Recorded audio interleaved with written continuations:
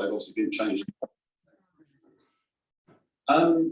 Yeah, speech by Anne-Marie Trevelyan, the then International Trade Secretary in July 2022. She's actually now the Transport Minister, so she's actually unfortunately been demoted.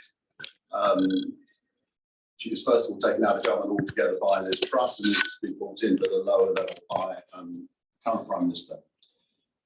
Yeah, she was really pushing that whole point. And I was just going to read a couple of extracts from her speech, which I think are very relevant to what I'm trying to talk about in terms of that investment opportunity and how it can work from government as opposed to membership space.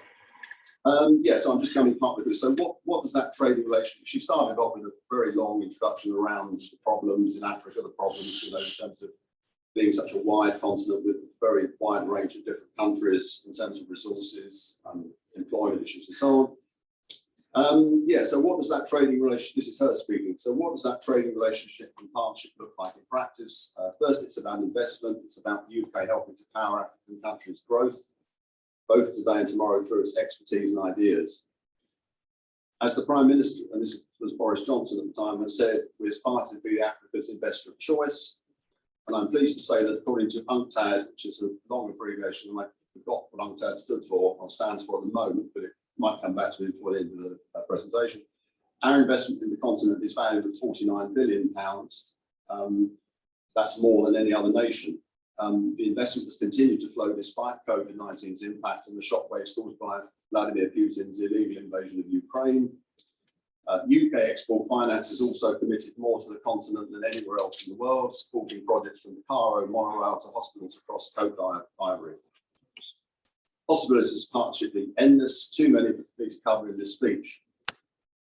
But then she's gone on, and I mean, it clearly looks to me, and this is, as I said at the beginning, this is a debate about can government provide solutions in terms of data, information, networking opportunities to get that trade moving, or can it come from the private sector?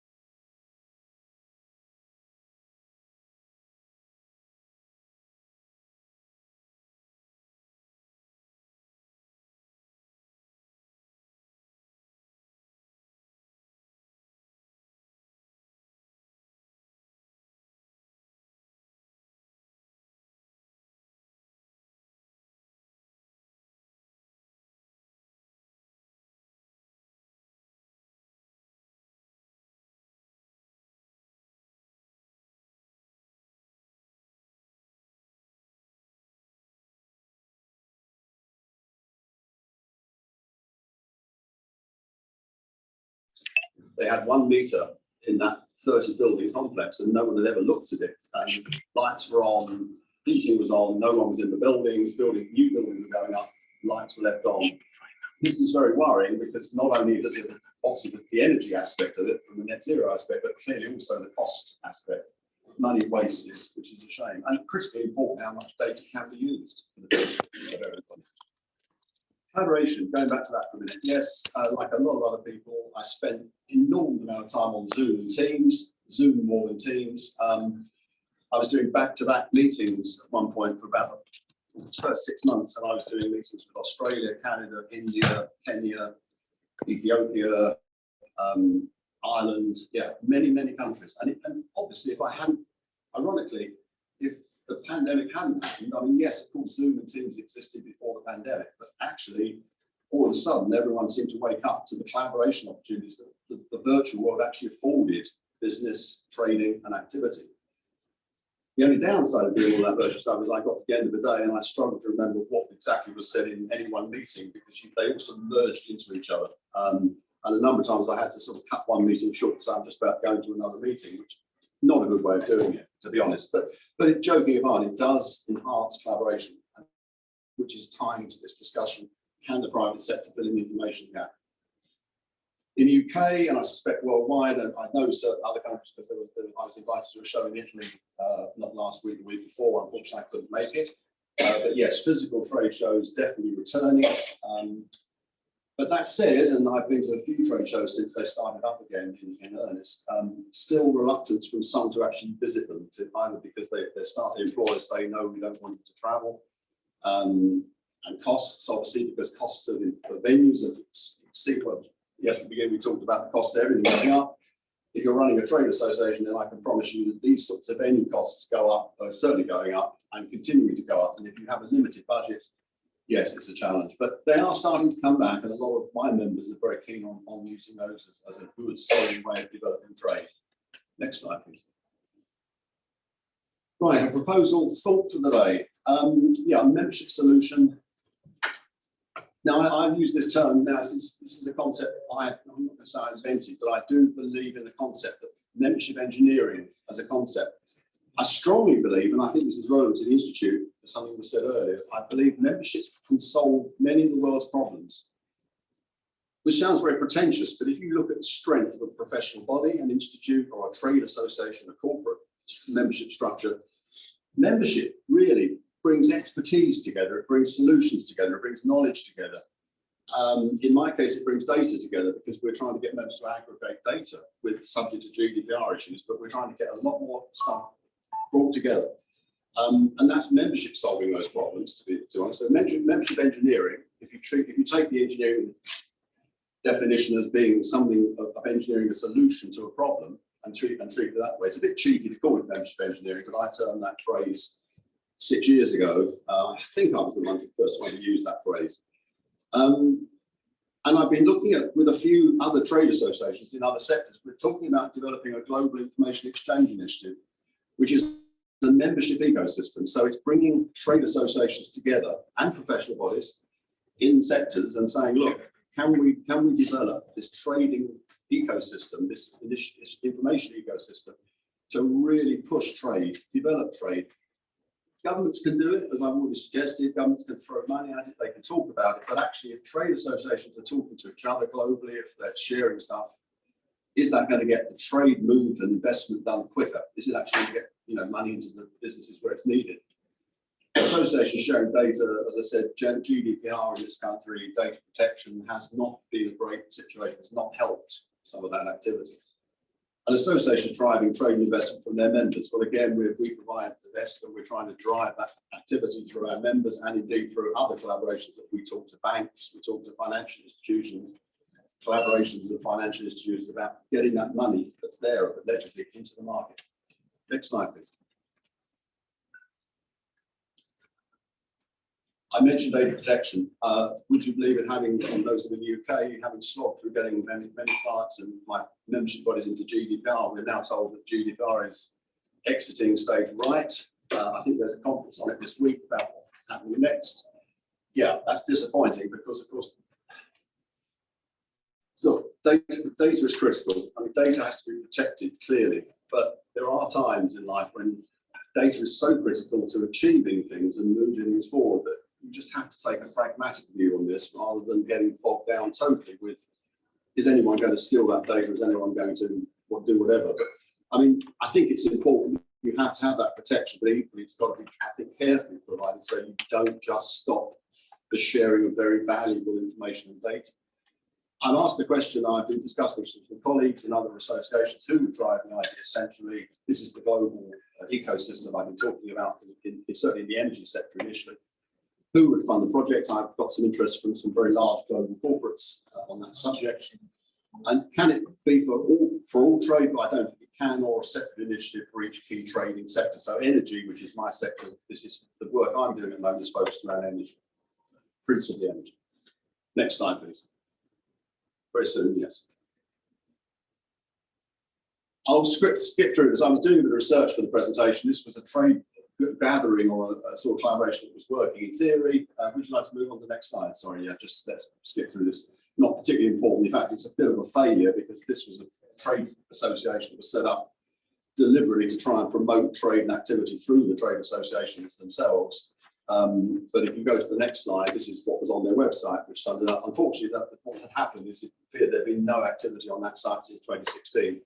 No events on that site. Now, obviously, allowing the pandemic, we would have expected less activity, but nothing since 2016. So that was disappointing.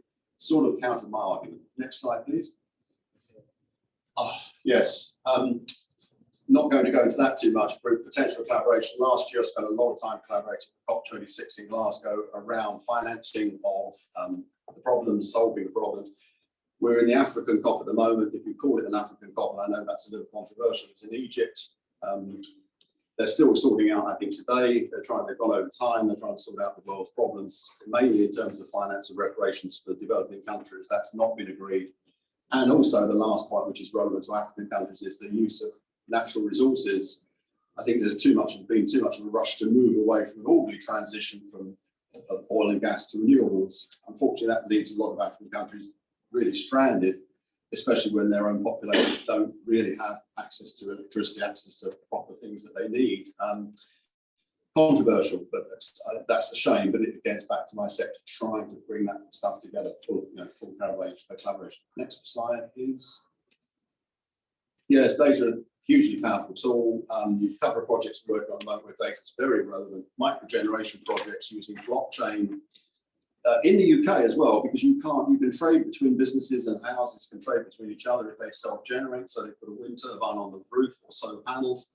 At the moment in the UK, you can't put any excess energy back into the grid. You're not allowed to do that. In other countries, you can. I'm not sure in Africa. I don't think that's necessarily fully relevant to Africa at this moment, but it is of interest because it means that if you have blockchain, you can actually allow people to trade excess energy between themselves.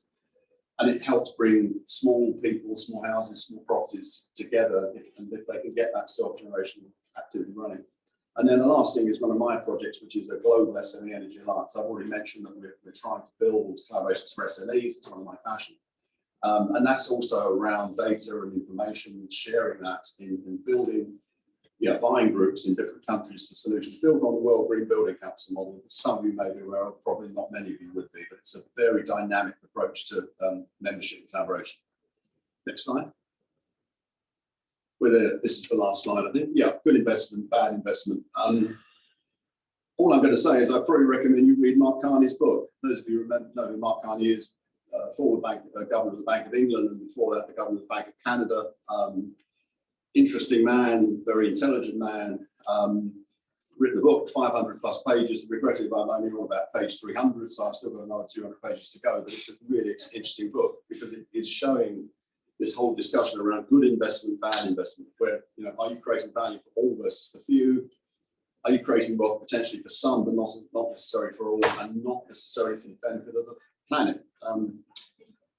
There's a lot of debate and discussion in the book, and I do share a lot of that in terms of the value and making sure that the investment going into the countries is really going to produce good investment, not bad. I think that's the last slide. One more slide, I think? Yes, that's the last slide. A little bit rushed there, apologies. It's a very wide topic. Very wide.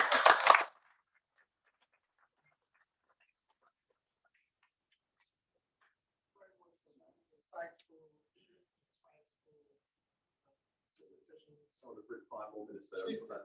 I wasn't even looking at that. Yeah. Sorry. So, but it's fine because we are the main keynote speaker and our special guest, so we're not expecting. Do you have any question? I normally talk people into total surrender. No one ever Yes, has.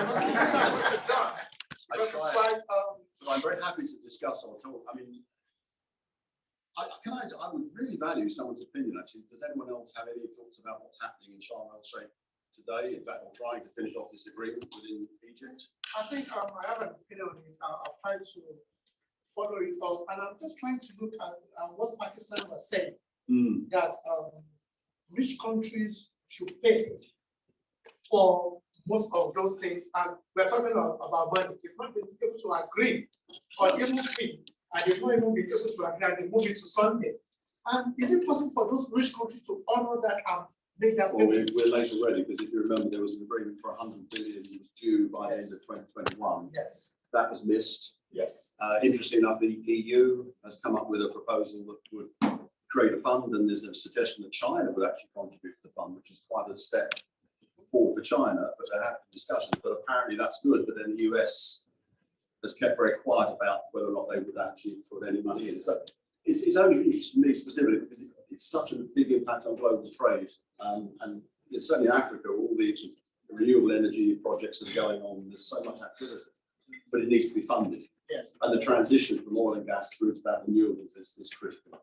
And the final question is that I think we were at a conference of Commonwealth somewhere in Central London, and I met the co-commissioner. And what I try to find out is, anytime we talk about all these topics, they are very, very broad. Yes. They are very, very massive, and some people like Egypt trying to do things. But how can an average person, I'm talking of my wife, my daughter, those guys, how can they contribute? What can they do to save energy, the global warming? You know, what advice can you give us as an individual? Last bit, and then everyone else will be able to stop me hearing me talk, which would be good for them.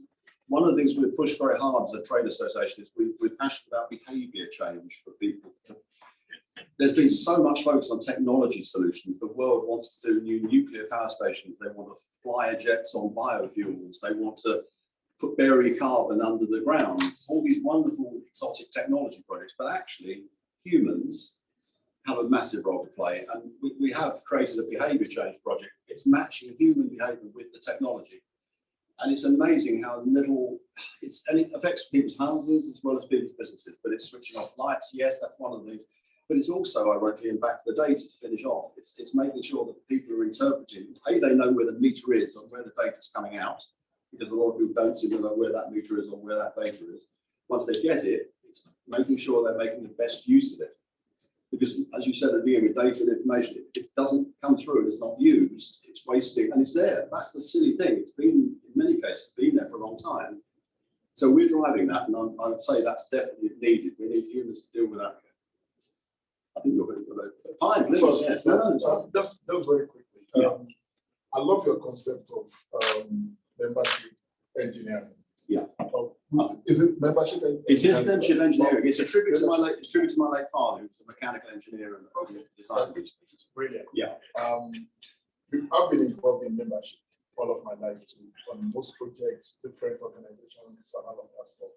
But there's what we call the Africa 9 to 5, which is a concept also developed by one of my colleagues, David Smith. And this is about most Africans in the diaspora are very concerned about their 9 to 5. Yes. How to get to pay for their bills. Yes. That's what concerns them really.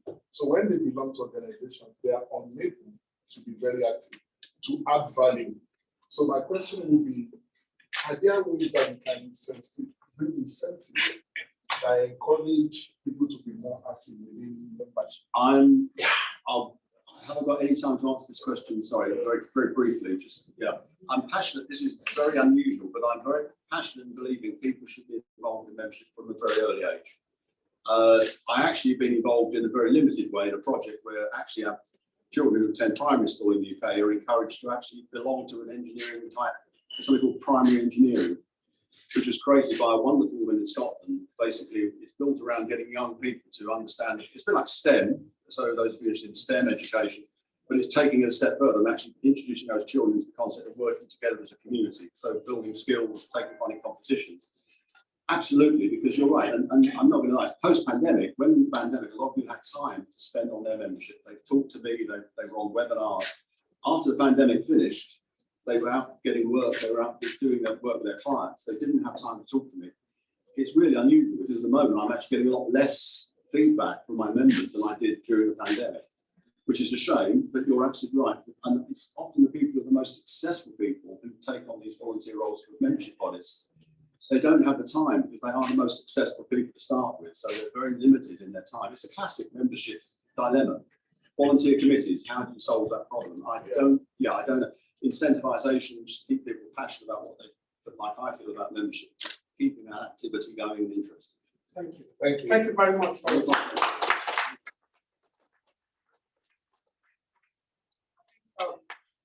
Thank you. Touched on so many things, and because of time, maybe as part of our networking, because you just raised a topical issue, and maybe we'll just have a plenary to round up, because that's very, very important. So maybe we'll just have a plenary session on that and just contribute to it. I like what you talked about. One of the things that you're passionate about, collaboration. And collaboration is very, very important for us as Africans in the diaspora. We have to find a way to work together. And I've even written a book, I will show you later. It is called Leading Through African Ubuntu. Because all these things that we are talking about, we already have it. We believe in Ubuntu. What happened to Ubuntu? Ubuntu means that you are because I am. It's about working together. So we have to find a way to work together. We're going to move into our next keynote. And our next keynote, I don't know if you can just shorten it to about 25 minutes. I know you have about 35 minutes because some of us we're looking at how we can finish time so that we can have more time for networking, conviviality, and just have that kind of conversation. And I know somebody has to go early before due to medical reasons. So I am going to invite Colin Crook to talk about prisoner biometric registration projects. Colin Crook.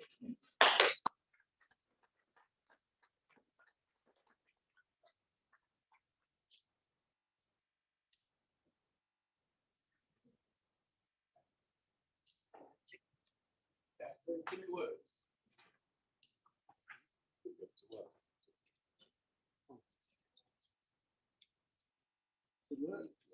No, I'll keep them on. Right, I've got 25 minutes. Very quickly then, my name's Colin Crooks. Let's get the jokes about my surname out of the way now. To do with prisoners. I will say this, my favourite comment about my surname was when I was introduced to be an older president of the Nigerian Court of Appeal, who said, "Crooks, we have lots of you in Nigeria." Anyway, it's a very appropriate name for dealing with the judiciary and prisons. Very quickly, I'm a retired civil servant in this country. For over 25 years, I worked on British aid-funded and World Bank-funded records management projects in developing countries. And I did a quick count of those, actually. I've been on exactly 48 trips to 17 countries, most of them in Africa. Most of the ones in Africa to Ghana, which has the best jollof rice. Sorry.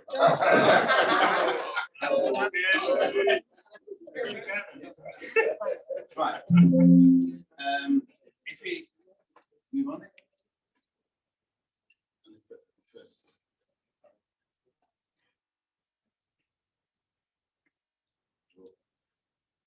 Right. We're going to look at this project in Nigeria on prisoners, registration of prisoners, why it's important, etc., and how we hope to introduce this as an investment in other African countries. Ooh, did it work?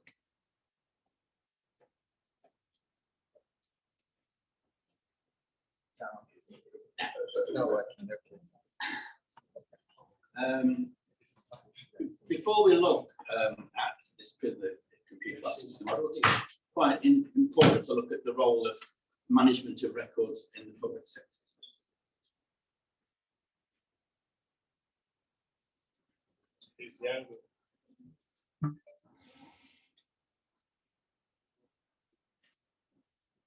Oh, let me click this on work. Yeah. Anyway, we look at the importance of records management, managing records in the whole public sector as a whole. Oh, where's it gone? That's the problem. All right. Okay. Oh, we've got another one now.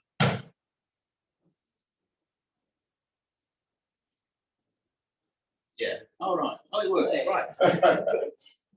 Well, hopefully, I'm preaching to the converted here, but record keeping is fundamental to all public administration. Without records, there's no rule of law, no accountability, and public servants need information to carry out their work. And records provide reliable sources of evidence of decisions, the audit trail, and actions, and they document compliance or non-compliance with laws, rules, and procedures.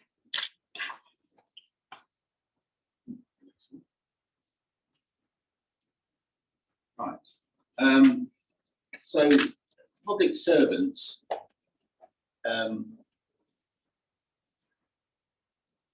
what's it coming on? Oh.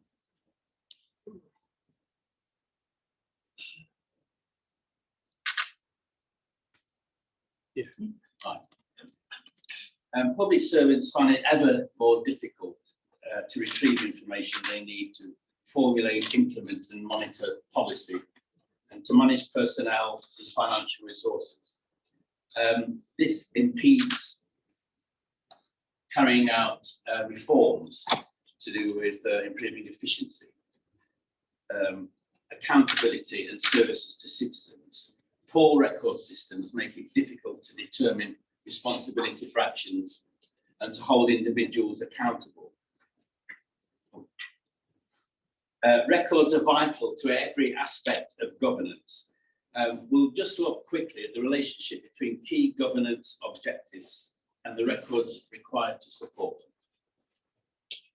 them. Governance and accountability. Governments have to be transparent and open. Citizens want trust in government, and records determine the commitment to good government.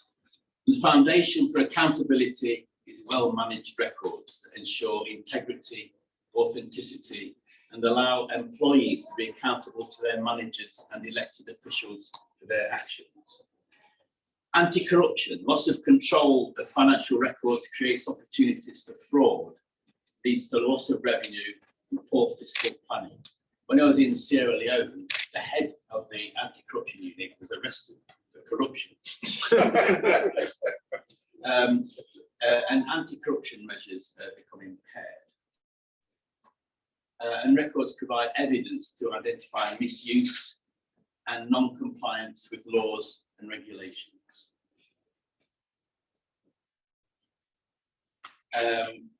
Management of human resources, personnel.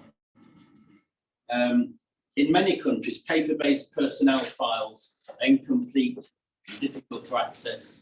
HR policies are impaired with no basic data, such as accurate staff numbers, grades,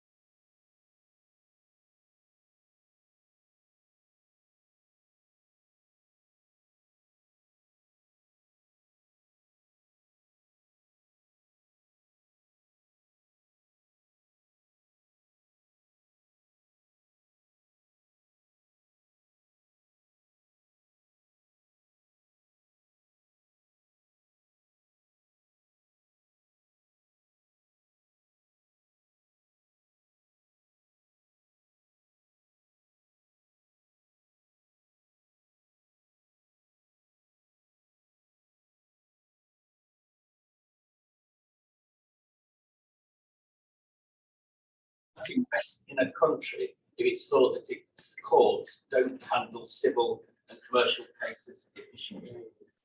Large-scale infrastructure projects such as gas pipelines may be delayed or prove more costly if land registries can't provide legal titles to property. Poor records management can lead to lowering of standards of service, such as delays in responding to businesses' registrations, issue of licenses, and matters needed for companies to carry out their business. Land reform, people take better care of land and are more productive when they know they can prove title or claim to land. In Ghana a few years ago, there was a woman who took the land registry to court because her husband died and she couldn't prove entitlement to the property. And she took them to court because the land registry couldn't find any records at all about him. And she actually won the case. And the judge told the land registries to sort themselves out with their records money. All rights and claims are managed through records. You've got that proper records for land management. Access to justice. Records are fundamental to the efficient operation of the legal system of a country, including courts, police, and prisons. If legal records aren't created, maintained, and made accessible, governments and citizens may be unable to enforce their rights. And another last two, I think.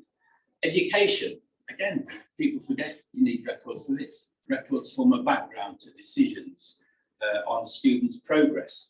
They're vital for development of teaching and learning abilities and activities, ensure successful implementation of the nation's education programme, and improve numeracy and literacy. And a big one, health records. Records held in hospitals and clinics underpin the delivery of high quality health care. Health records have two main functions. Firstly, they support patient care by recording clinical information. Secondly, they improve public health by finding out how a particular hospital is performing, tracking the spread of a particular disease, clinical research to determine if certain treatments are better than others, and assisting audits and better administration. Just two more. This is all I can think of. There's probably more. Voting. An electoral register's credibility and accuracy is crucial to a free and fair election and to ensure citizens' voting rights. Good voting records infrastructure helps to restore confidence and faith in the electoral system and demonstrate accountable leadership. And lastly, human rights. Ability of governments to protect the rights of citizens and improve citizens' government interaction with citizens is based on the quality of policy standards and practices held in the records. And to summarise that, this just demonstrates that good record keeping is essential to all areas of public service and all business disciplines. Government needs good records to develop, deliver, and assess effectiveness and value for money of its policies, programmes, and services, make informed decisions about various courses of action, document action taken, provide the basis for democratic government, openness and accountability, protect the government and citizens' constitutional rights and legal obligations, and preserve the national memory by identification and retention of important information of historical interest. There's just some examples. I've got loads of examples, of poor paper-based records management. We've had lots of cases. In Tanzania, there was one where these civil service pensioners retired many years ago, and they started got their pension.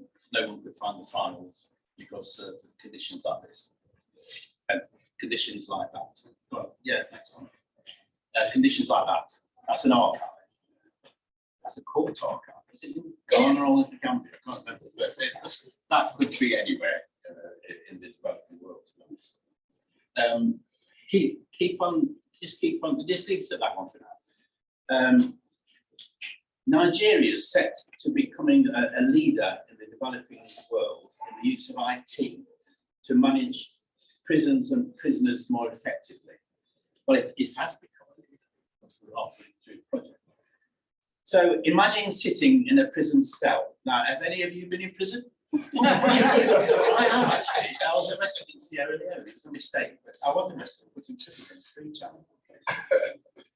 Imagine sitting in a prison cell, awaiting a trial that never happens, or being held long after your sentence has been completed, but with no idea of when or even if you will ever be freed, simply because the appropriate paperwork cannot be found or has fundamental errors. 70% of Nigerian prisons population are on remand awaiting trial. 40% aren't even tried. Tragically, this is the reality for many across Africa. And while prisoners remain in detention illegally and often unjustly, their families lose homes, their businesses close, land goes unfarmed, children forced into poverty, potentially creating more crime. There are no winners in this situation. Prisons are overcrowded, the nation's human rights reputation suffers, costs rise, and all as a result of inadequate and outdated information management systems. It's estimated that Nigeria has an excessive budget expenditure of $8 million a year on the maintenance of this large prison population. Most of them shouldn't really be there. So Virtue Sync International, who I've been working with since I retired, based in Abuja, but got offices internationally. They have a virtual automated case management system. It's a landmark e-government initiative in the computerization and efficiency of prison management. Yes?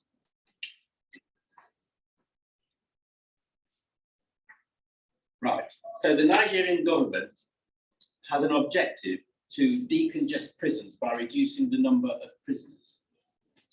Poor management of records, poor recording of proper details of release dates and other information, coupled with lost or incomplete files, have meant that a large number of prisoners are currently being held in prison long after their sentence has expired.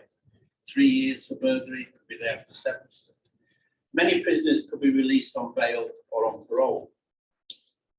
This situation has caused overcrowding of prisons, affecting prisoners, their families, prison staff, the budget, and effective administration. So prisoner records, the infrastructure underpinning the management of prisoner information in urgent need of strengthening.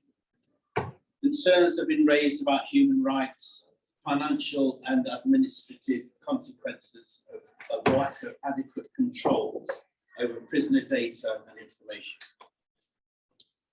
It's been agreed to install, or it has been installed, a computerized prisoner record system to improve procedures and processes to ensure a transparent, user-friendly and reliable system to enhance efficiency and administrative capabilities with the overall aim of decongesting prisons and reducing budgets. So the need for good prisoner records for planning purposes. Creating and maintaining prisoner files is an essential part of effective prison management. The careful collection of information about those being held in custody is crucial to day-to-day administration and long-term planning. It also plays an important part in improving transparency and accountability of prison administrations.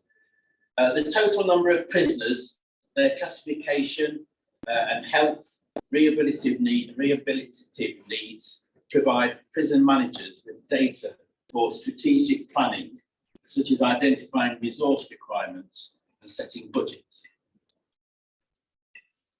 At operational level, prisoner information enables the planning of daily activities such as meals, medical treatment, cell allocations, as well as determining staffing levels and prison officers' responsibilities. At strategic level, the size and profile of prison population guides managers in planning the development and delivery of services such as healthcare, vocational training, education, and rehabilitation programs. Complete, accurate and accessible prisoner files are also an essential tool for ensuring the rights of prisoners are upheld.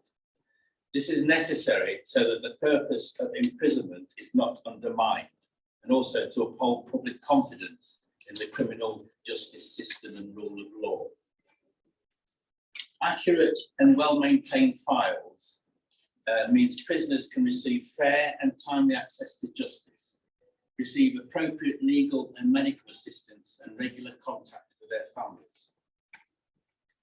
The consequences of poor management of prisoner records is the current manual prisoner record system in Nigeria is marked by multiple complexities and challenges, such as human error, laborious processes, insufficient security due to time-consuming record keeping, difficulty in managing visitors, faulty calculation of correct remission and release dates, delay in application processes, and problems in tracking previous convictions with regard to other trials that are pending.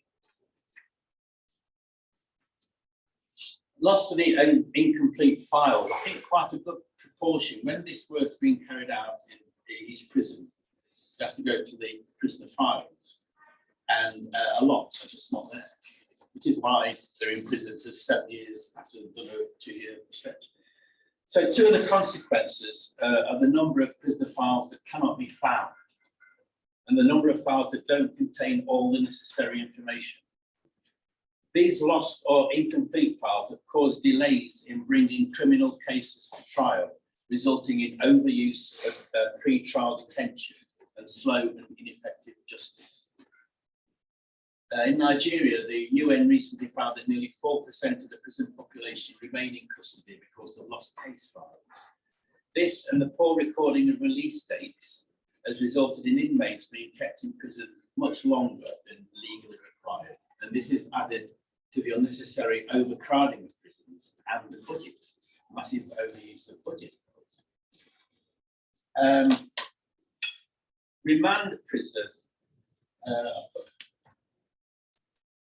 sorry, my paper record. Remand prisoners, sorry. Lost or incomplete files can have the following implications for remand prisoners. Charges against them may not be documented, and case information may not be made available to the prisoners or their lawyers. Access to legal counsel may not be documented or even offered.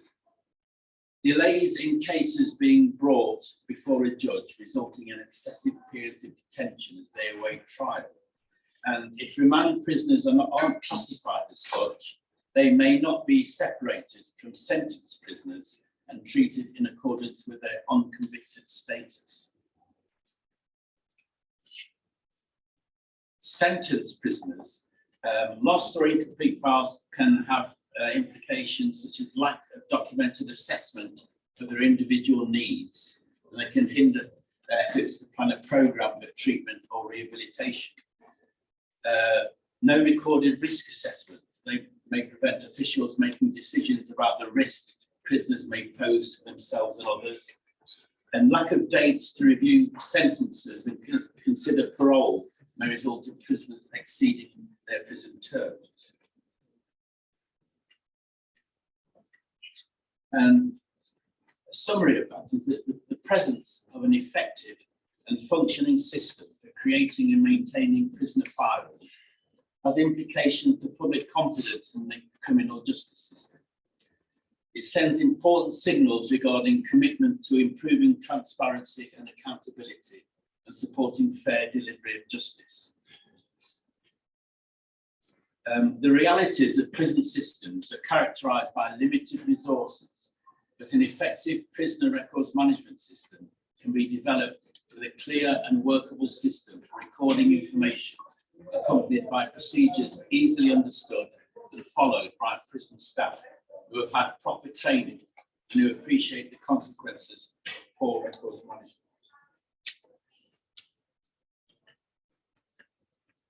So the current manual system, it's now called the Correctional Service, changed the name from the Prison Service.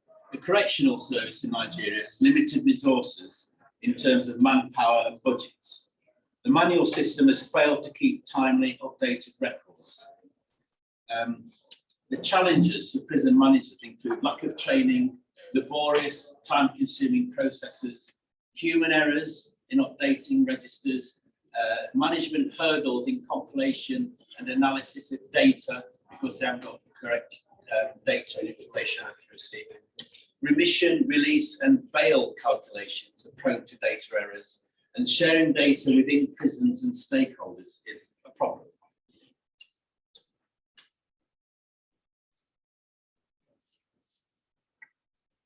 Right.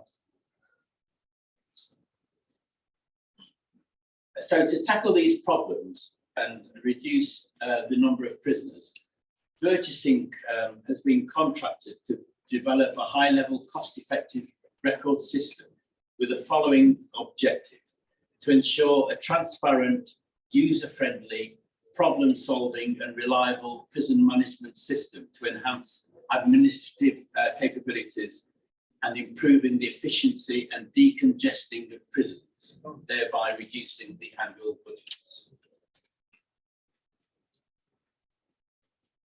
The main goals of this project are to ensure proper monitoring of the prisons by senior staff, make certain that discipline is maintained by staff and prisoners, to guarantee no impersonation or confusion of prisoners occurs by using biometric validation and authentication of prisoners' identities, to improve the productivity and efficiency and making better use of the workforce with technology, thereby reducing workloads and easing the day-to-day admin work of staff, to ensure availability of data in digital form for the preservation, analysis and reporting, and ensure compliance with national and international standards.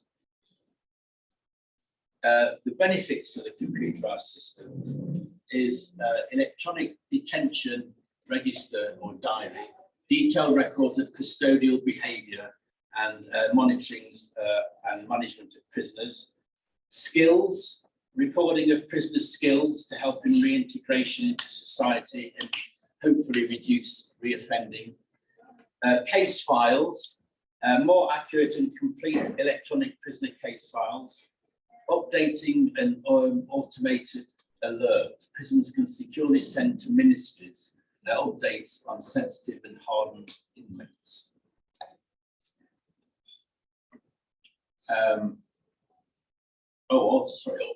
Automatic release and extended detention.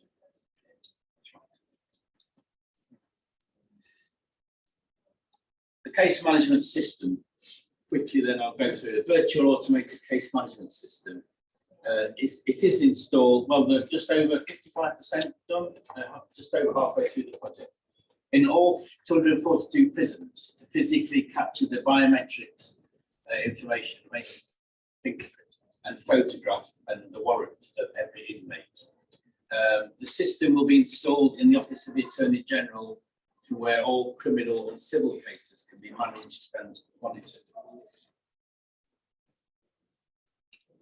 There will be a mobile version for system users who will be equipped with laptops or tablets to keep them updated in court and case proceedings. Full training will be given or is being given to users in the ministry and other relevant staff. It's possible to establish a training institute in collaboration with the Nigerian Bar Association, where licenses can be issued to qualified lawyers. Interface with other systems. The system's consistent with the United Nations Prisoner File Management Standards. It has interface capacity with other systems, such as the Nigeria Police Force, where it can help to monitor cases from the initiation stage through judicial processes to sentencing or release, and the Nigerian Identity Management System to promote government's efforts in ensuring all Nigerians are easily identified.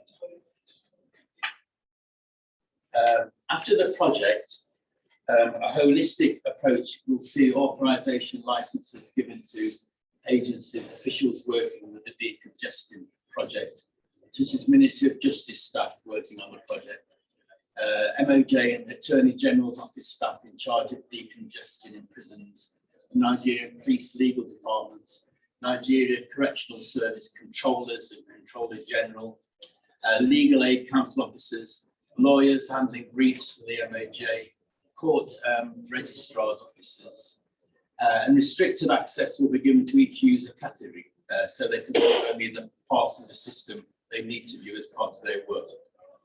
Audit reports to monitor activities of users, including unauthorized access, will be automatically generated. I love that photo. This actually could be in Nigeria, it could be Ghana, it could be anywhere. That is actually in Uganda.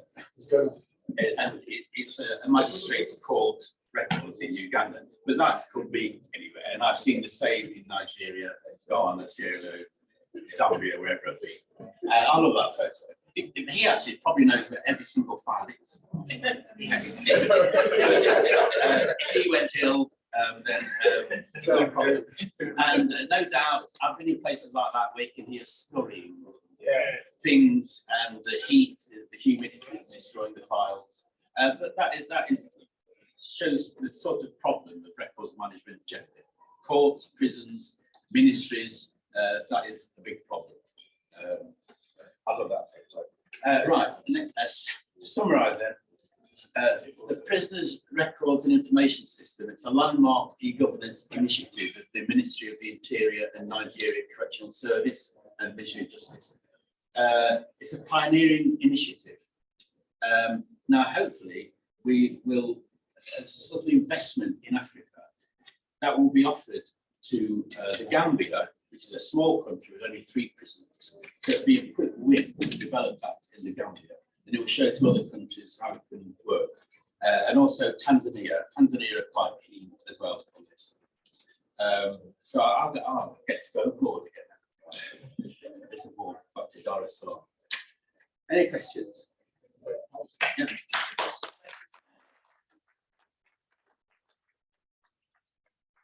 Yeah, thank you.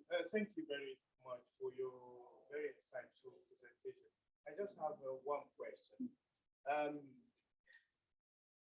At the time of cyber warfare and data integrity compromise, how do we ensure the safety, security, integrity of data / information is not compromised, especially in the developing world, where powerful individuals may decide what information about themselves should be kept and accessible to the public for accountability and security? Yeah. Of course, you're going on to data protection, and hopefully the Ministry of Communications in Nigeria hopes to have their Data Protection Act passed before Christmas. Hopeful. But that's really a data protection one. And data protection, even if we do this project in countries that haven't got a data protection legislation, it's always important to make sure that any system complies with international data protection standards, which is basically that anyone should be able to ask to see what information any, not any government department, public and private sector hold about them, the right to see them. There are exemptions, of course, for security and all sorts of other reasons. But also that the information is destroyed when it's no longer needed. Very important for personal information. You only have personal information for a reason. Once that reason's passed, then it should be destroyed.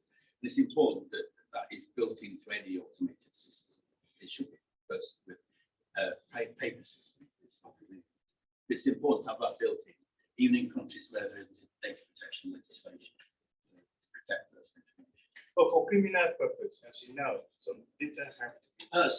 For criminal, that would probably be, well, I mean, with any system, you have a records disposal schedule, and that will go through every type of file, and will, you draw this up and liaison with lawyers, obviously, and security people, and you'll agree a retention and disposal period for every type of system. There's some records that can get stationary requisitions when you need them for 3 months as well. Criminal case records will probably be kept forever. Yeah. But some minor ones, you really need to keep them forever when you've got a minor a minor case of somebody just breaking a window. You really need to keep that forever. So it's all a case of determining what is needed. Lawyers will help with this because they all know, how far to go on that. But it's important always to have disposal. You have them at home with your records. If you have something from the tax people come in, you put it in, you don't keep it forever and ever. 6 years, well, it varies. Is it 7 years in Nigeria, the financial records? I think it's 9 years in UK for certain. That's certain ones. Yes. But 6 years as well. For minor financial records, it's 3 years. After that, just destroy them. They're very important to us. Thank you so Thank much. you. Okay, that's about-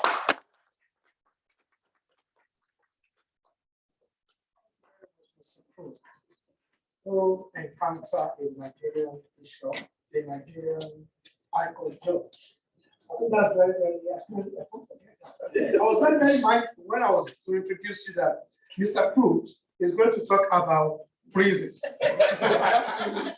How to manage people in prison and all of that. And I just said, I have to behave myself. So when you now let it out of the bag, I said, okay, you said it yourself. Let's say it.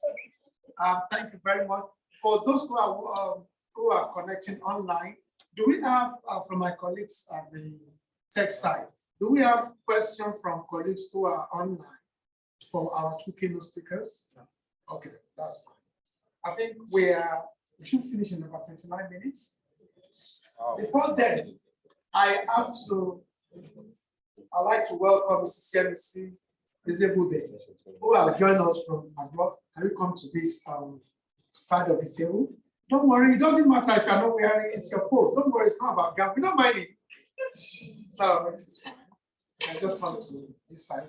She sits on the board for the Nigerian. She's our assistant.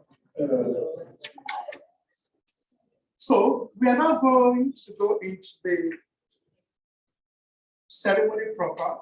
We've listened to all those speeches. You notice I've changed. I remember a few years ago when we used to do MC, we carry a big folder and you can even go there with your laptop. But now you can even make it paperless. They just send you the program and you just use your phone. Can you believe it? A few years ago, telephone was voted as one of the things that's part of the lab. Before, I think it became part of 5 years ago. So you can't even survive. Somebody was telling me that, Diane, this phone even knows more about me than my wife and kids. I said, I don't know about that. My bank account, my life, everything. This phone can even tell me what I need to do. And by the time you even have a virtual PA, we used to have a PA in those days. Now you can even have a virtual PA and say, oh, I'm Siri, what am I supposed to have for lunch? And Siri will say, oh, you asked so. But I think the most important thing is about what we store in that phone and the data that we have. So it's still the same thing with what we're doing. So we're going to go into the induction process, and I'm going to invite Ambassador Dr. Oyedepo Ayodeji to lead this process. We are going to change this slightly. We are going to start with the induction and investiture of honorary fellow. And there's a reason for that. Some of them are just appointments that they need to do, they need to attend to. So what's the protocol? Okay, you come to the stage. Yes. So you can just call them. So I will be. Thank you, Mr. Crooks, for that presentation. Thank you, Nadine, for the other presentation. I think it's been insightful and been able to learn one of the So for us to get into the induction process, we usually have what we call the pre-induction presentation. This PowerPoint pre-induction presentation. That's to give us an insight into the institute proper. Now we're talking about the institute. What is the institute all about? What are the benefits? Talking about membership benefits for you to join benefits, and how can you leverage those institutes? So I think so many things that you're actually into. And like I mentioned earlier, just a minute.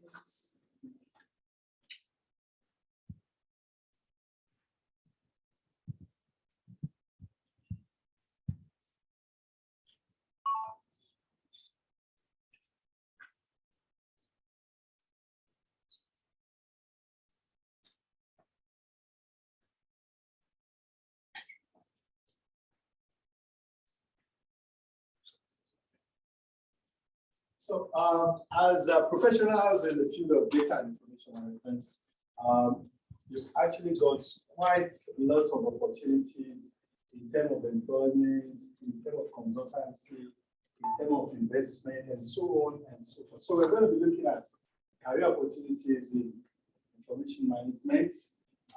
When we talk about the information management industry, what's information management all about? You know, it's about your ability to be able to share information that comes to you or your organization from different sources. A lot of organizations, as we speak, do not really have policies and procedures on how to capture those information that gets into their organizations.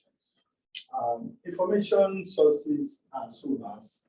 You know, we call it physically, email, SMSs, on social media platforms, and so many other channels. But a good number of organizations do not, you know, take this into cognizance and ensure that they provide appropriate mechanism to be able to capture information as they come in. And that is why you find that a lot of times, you know, you find certain highly confidential documents on the internet flying here and there. It's because those organizations lack what we refer to as IG. IG, I'm not talking about police inspector general. IG is information governance. So as individuals, as organizations, as governments, we need to ensure information governance within our organizations and ensure that, you know, information is appropriately captured and classified. The moment you fail to do that, it means information can actually get into wrong hands. And once information gets into the wrong hands, it could be used against you, the organization, or other stakeholders that have got interest in that. So information management as a profession has to do with how you are able to help yourself, how you're able to help your organization, how you're able to help whoever you're working with, you know, in organizing, retrieving, and acquiring those information that are required to carry out their day-to-day activities. So as information management professionals, you've got a lot of roles to play. You need you help your organization when it comes to preservation and dissemination of information. A lot of times, because some organizations are yet to see the need for them to engage professionals to help them manage their data and information. Because of that, certain important information, you know, could be left and might not be appropriately managed, and as a result, become unaccessible. And when it comes to preservation, as professionals, you help organizations to ensure that only those information that are needed are preserved. Then when it comes to dissemination, you ensure using your distribution list that only authorized personnel are given access to certain information. So you professionals are skilled in the organization and recorded knowledge. Traditionally, their work has been with print material. What are we talking about? You know, we've been talking a lot about digitization these days, and it's simply because of the reality that dawned on us after the COVID-19 pandemic. I remember prior to COVID-19, most especially in Nigeria, a good number of government agencies were actually accosted. We were talking to, were like, it wasn't going to work in Nigeria. You know, they were like, all this technology wouldn't work in Nigeria. But after the COVID pandemic, the lockdown didn't allow them to have access to their information. So they saw the need to ensure that this become institutionalized. And a lot of organizations, as we speak now, in Nigeria and in other parts of the world, they are involved in different kinds of digital transformation initiatives, ranging from document scanning, business process automation, and so on and so forth. So this has come to stay. Then there are lots of materials, visual, audio, digital materials that need to be managed. So as professionals in the field, you have opportunity to work both in the public and private organizations, even in academic institutions. Then as professionals, you help to promote the efficiency around how information is managed in the organization. And when we talk about skills and competencies, you have the opportunity to become either a generalist, or you might want to decide on certain area you want to specialize in. And we have form management reports, image technology, that is, you could become a specialist in digitization and help organizations to digitize their records. So as professionals, you are expected to, assist the organization to determine their business needs. So when we talk about business needs, we talk about information needs now. Most organizations don't usually pay attention to this area. In as much as you have other needs, your information need is also very important, and you need an expert to be able to help you in the area of operations, managerial, and strategic aspect of your business. Then also, you also help the organization to, like I mentioned earlier on, identify those information that you need to keep, those information that need to be preserved. Then ultimately, as professionals, because something that is grossly missing in most organizations are the information management tools. And when you talk about information management tools, primarily we're talking about the policies, the procedures, the specifications, and so on and so forth. So as professionals, we should acquire those competencies to help organizations, our clients, and people around us to develop policies and procedures. So you create that, you have ensure that you get management approval for it. Then you also help management when it comes to enforcing some of these policies and practices within the organization. And ultimately, you need to be able to help your organization to develop what we refer to as storage plan. A lot of us, even as individuals now, you find out that over time, you begin to have issues with your telephone. You run out of space before you know it, you're out of space on your phone.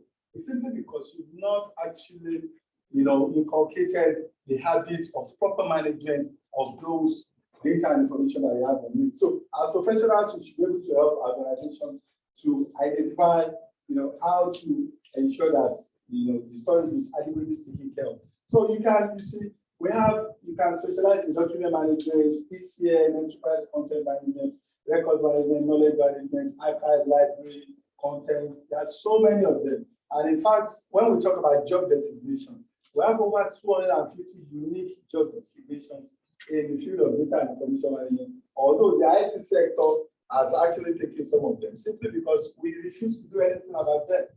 So there are different types of opportunities, like I said, you can work anywhere. And the beauty of it is that you're not restricted to any industry as information professionals. You can work anywhere. All that you need is to ensure you acquire these skills. Then the traditional backroom staff approach is very, very much at risk. As professionals, you have to be able to tell your organization that this is what I'm bringing to the table. If you really want to be recognized as professionals, you have to be able to define what you're bringing to the table so that the organization will be able to see the value and also be able to promote and project you as a professional. Then record management must be visible, tangible, and valuable in organization, or it will be a threat. So information management professional of this age and time now are those professionals, that are abreast of technology, just like our vision and mission statements. And you need to move out of the basement. You need to evolve. You have to make sure that people get to see what you are visibly contributing, to the bottom line. So digital record will become more prevalent, like we mentioned, lots of digital transformation going on, new media, new technology. So you need to upskill and ensure that in terms of technology, you are abreast, you are able to use different tools to achieve so many things. And paper will still continue to exist, and we still need to manage those data. So specialization is still a value option, like I mentioned earlier. You might decide to specialize in a particular area, but ignorance of the related field is not going to be accepted. Then information management for the brain outside is more exciting now and offer more potentials than before. It's so much exciting now. In fact, I'm so happy that I belong to this industry. So on the screen, I mentioned 250 job designations. These are just few out of the 250. We don't want to bore you unnecessarily about that. Then what are the skills that you need to thrive as a professional in this field? You need change management skills. You need marketing ability to sell the concept. When we talk about users and management requirements, the ability to communicate to all levels of stakeholders, project management, planning and implementation skills. Then high-level computer literacy, you have to be able to use computer effectively, you must have negotiating skills, because most of the time, when you're talking to management, for the mates to acquire certain equipment or tools, you might need to be able to convince them appropriately before you can get that funding. And most of the time, it's just way beyond when you say for easy retrieval or to save space and so on and so forth. That might not really interest them. But when you want to sell information management to any organization, the primary thing you need to do is to identify the vital records, the vital information within the organization. Once they are properly classified and you have them together, you look at the words. For example, this building we are in now, the value of this building is not in the physical thing you're saying. The value is in the documentation. If the documentation gets into the wrong hands, the person could sell this building at the back of the owner of this building. So it means that the document is equal to the physical structure that you can see. So you can see how important record management is. If you lose the documentation, then you lose the right and access to that thing. So if you need to get funding from your organization and they are not forthcoming, and you're able to tell them, look, we've got valuable documents that are worth the value of this building and other equipment, other things that are there. So with that, they will listen to you, and you might be lucky to get that funding. They need political skills to sell the different kinds of benefits, therein, and to become a value-added information management, data management, knowledge management professional, you must understand the role of information management and also speak in IIM terms, information management terms. We've got different courses you can leverage on. Every month we organize free webinars. Quarterly we organize free quarterly training program. So IIM is just a platform. A lot of people will say, oh, what am I going to benefit?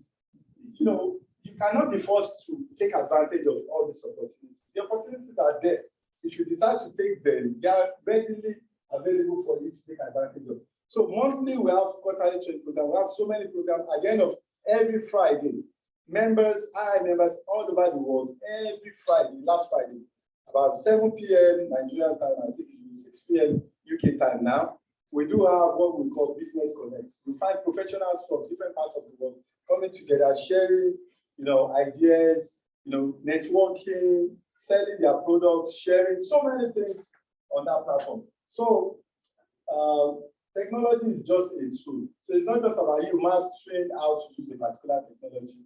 Most of our thing is for you to be able to understand the concept and be able to apply them appropriately and how they affect whatever activity that you're involved in. So information management is a great career choice. Information management career always exists. So there's no way you're going to have information management skills and you're going to be telling me that you're unable to find something doing. So ensure you're valuable to your employer. The attitude is also very, very essential. You need bridges, so don't burn them. So as we're meeting today, there's an opportunity for us to network and fraternize. We meet ourselves. You can never tell the opportunity you're waiting for, the opportunity you're looking out there for. The next person sitting beside you will be the link to that opportunity. So you need to build bridges and not burn them. So on that note, I come to the end of this presentation. Any question?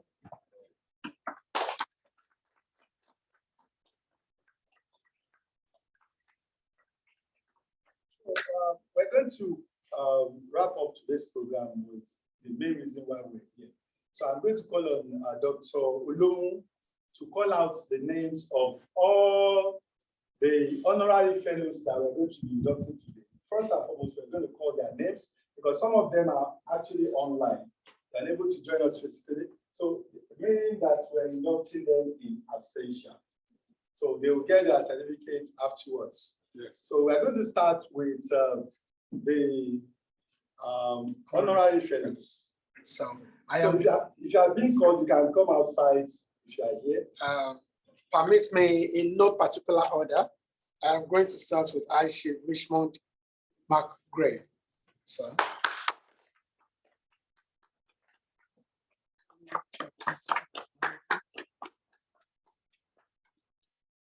Professor Dr. Olima.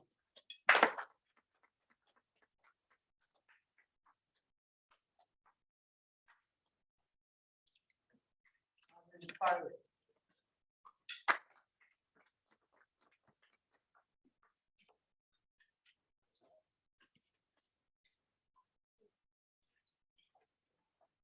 Mr. Schroeder.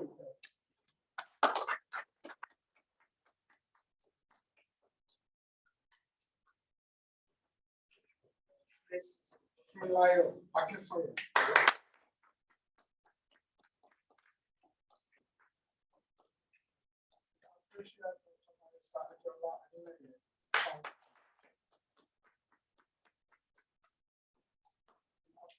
Dr. Cosmos Anyakudo, because some of them are alive. Now with the sun face, Council of Sun in London.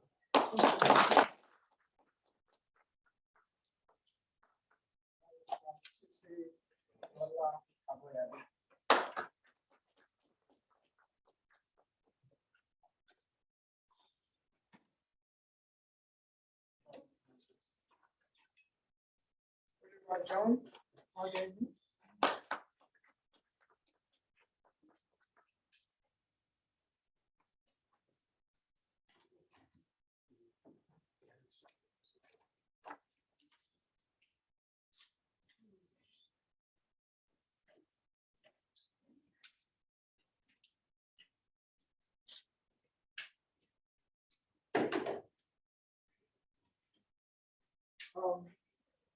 Because Mr.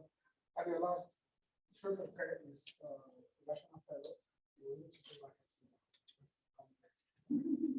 So, then, after this one.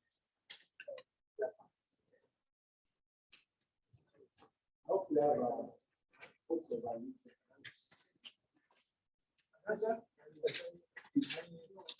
Yeah.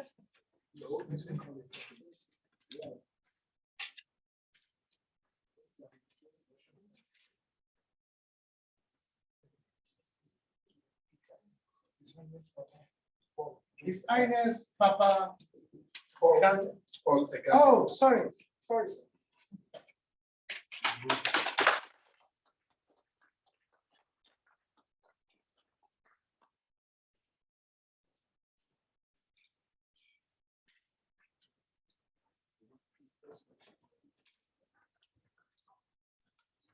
It's a mail. It's a mail. It's a mail.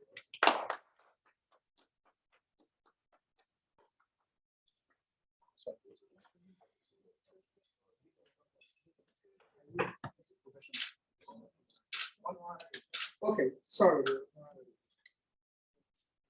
Just one first.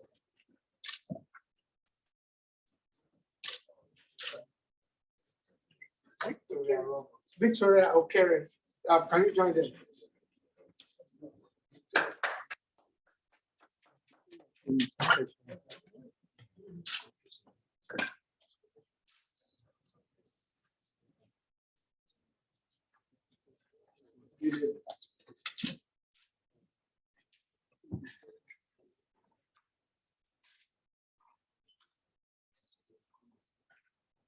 we all have oath of allegiance.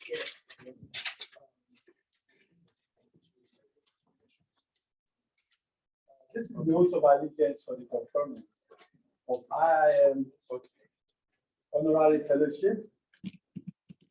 Please do say after me. I, your name, male or female, currently of your address, do hereby consent to be an honorary fellow member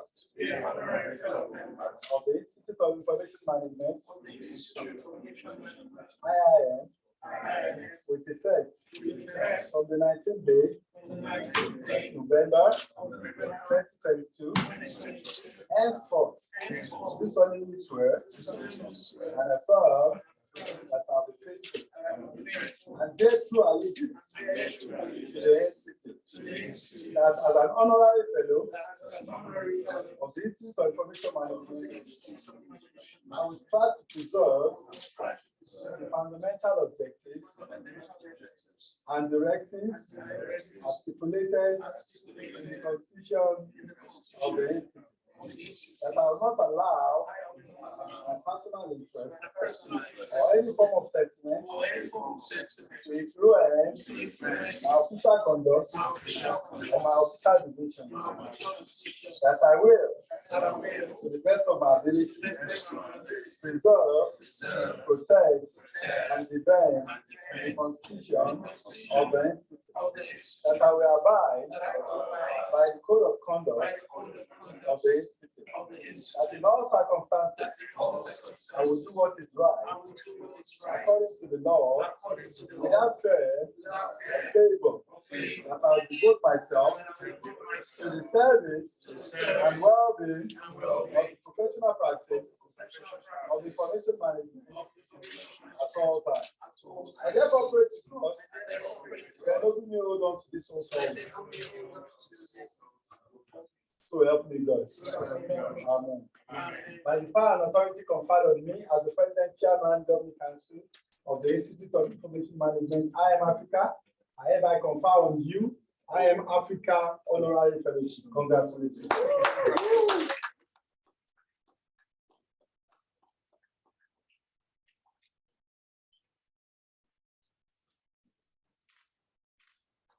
Now, you need to move your hands from the right-hand side to the left-hand side, which now signifies you as accredited honorary fellow of this very institute.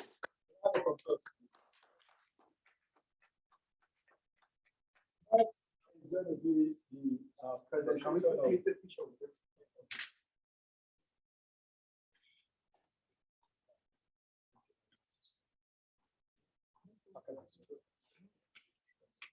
all right.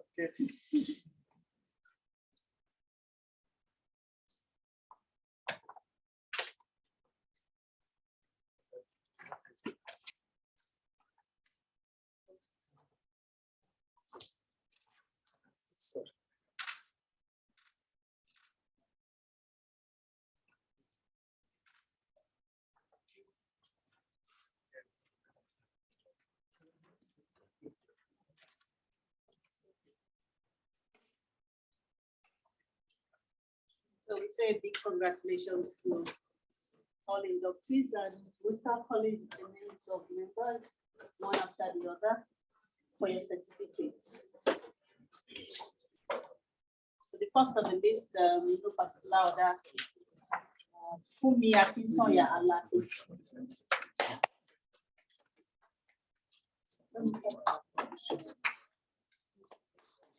Give her a round of applause, please. Hold on a minute.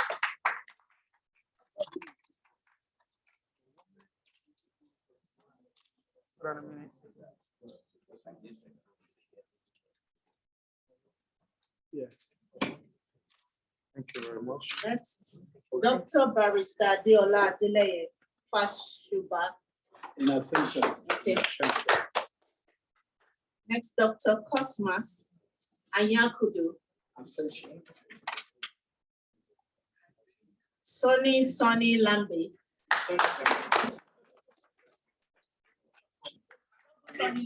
It's one sorry. Okay,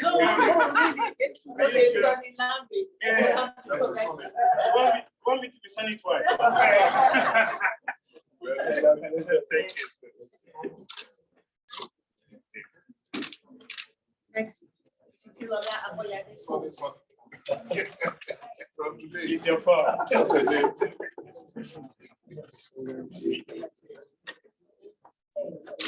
His Highness Papa Paul Jones Branda.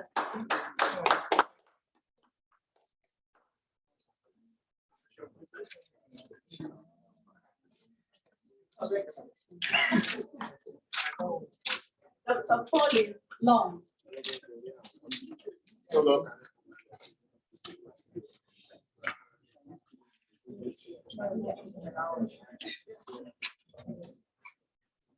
Dr. Sheikh Ramsey.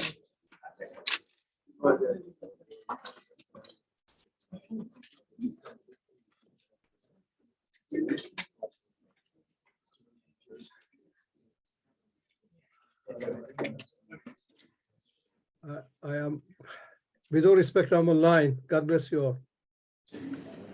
High Chief Richmond Macri.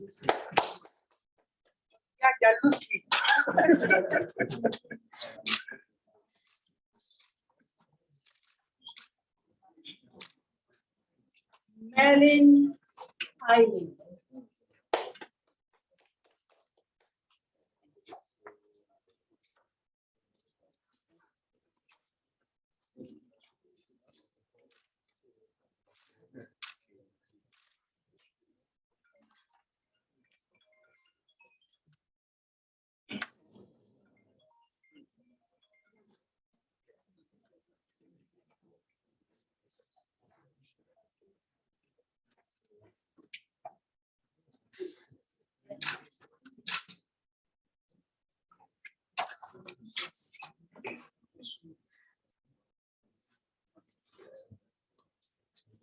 Okay, Peter Bell.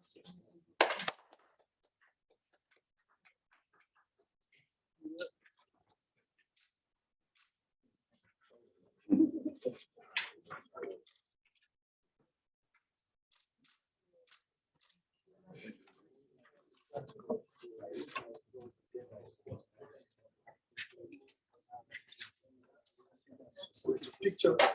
Okay. From your, this way. No.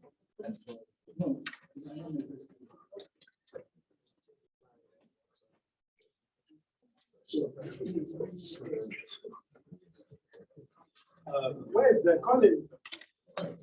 Colin, you're still on duty.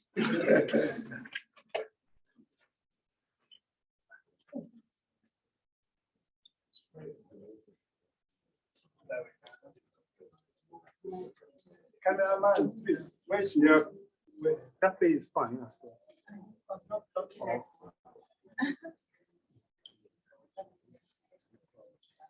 Okay, that's fine. All right, good.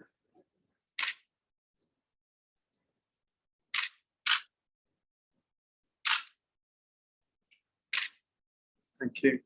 Yeah, congratulations. We are now going to move, while the congratulations is going, we are now going to move into the professional fellow. So you may go back to your seats. We are gradually rounding up, and after that, we are going to run the advice.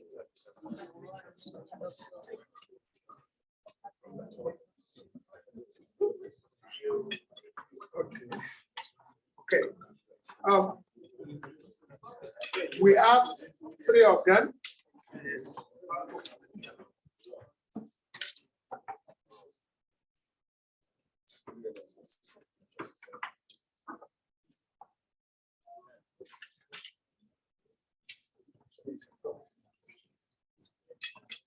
So I am going to call on the professional fellow, and I'm in no particular order. I'm going to start with Ambassador Victoria O'Kara.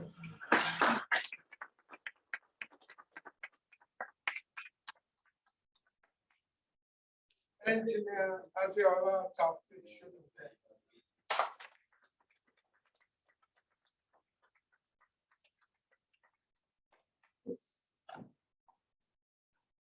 Magdalene Dumbo.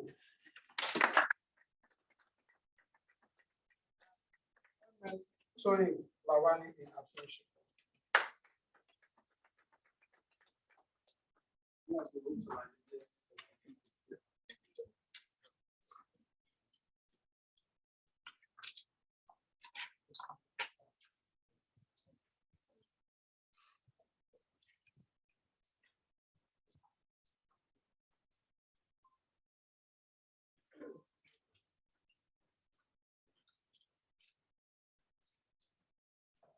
This is the oath of allegiance for the conferment of IIM Professional Fellowship.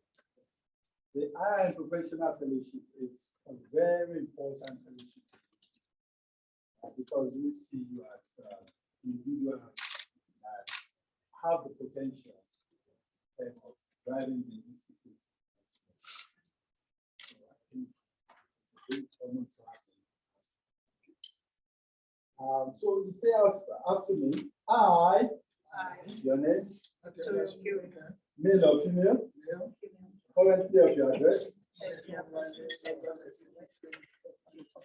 do hereby consent to be a fellow member with the Institute of Information Management with effect from the 19th day of November 2022, henceforth, do solemnly swear and affirm that I will be faithful and bear true allegiance to the Institute. As the fellow of the Institute of Information Management, I will strive to preserve the fundamental objectives and directives as stipulated in the Constitution of the Institute. That I will not allow my personal interest or any form of sentiment to influence my official conduct or my official decisions. That I will, to the best of my ability, preserve, protect, and defend the Constitution.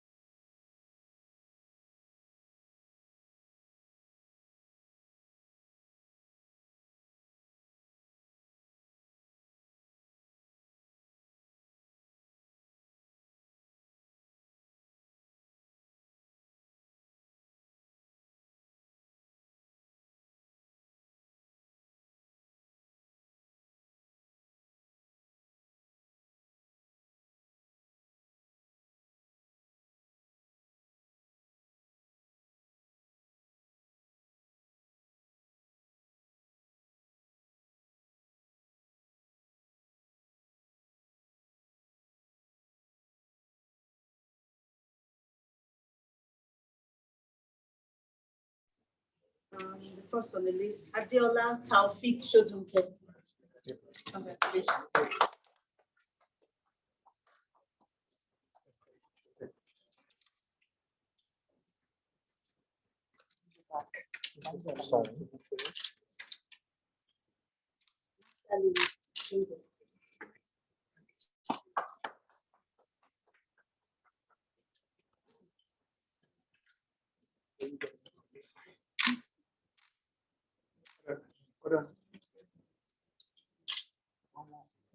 Okay. Next, Victoria Okiri.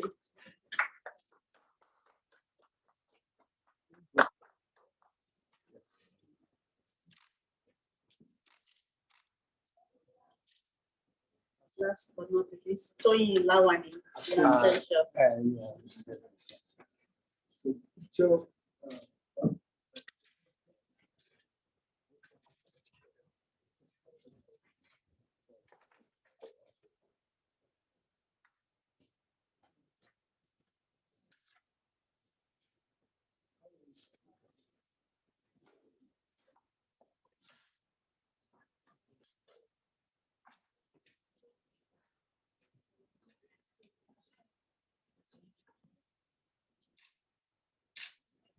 All right, thanks, Victor. at the camera. Yes. More. Thank you. Yes.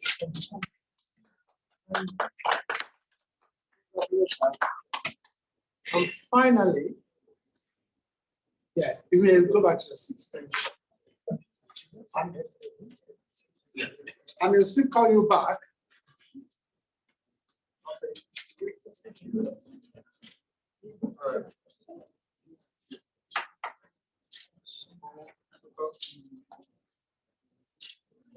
Sorry.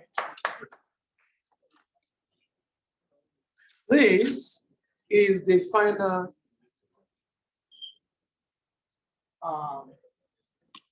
ceremony of the investiture. Yeah, you may go back to your seat. Thank you. One of the things that we hope to achieve, we are going to be inaugurating the advisory board of the institute, and I am going to call them one by one and in no particular order. Okay. So just know that I'll be calling you very, very soon. Otumba Bimbo, Robert Folaya. Oh. No problem. We will. Oh, you call him now. Here, Makala. You call him. Why?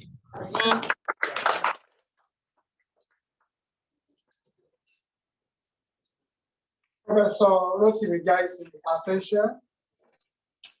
Dr. Barrister Deola Fashiba attention. Mr. Jamil, Ambassador Jamil Eniola. Professor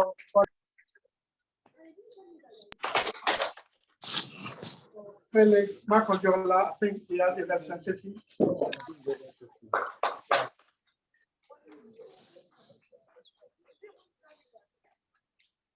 Mr. Lugbe Gadejuan.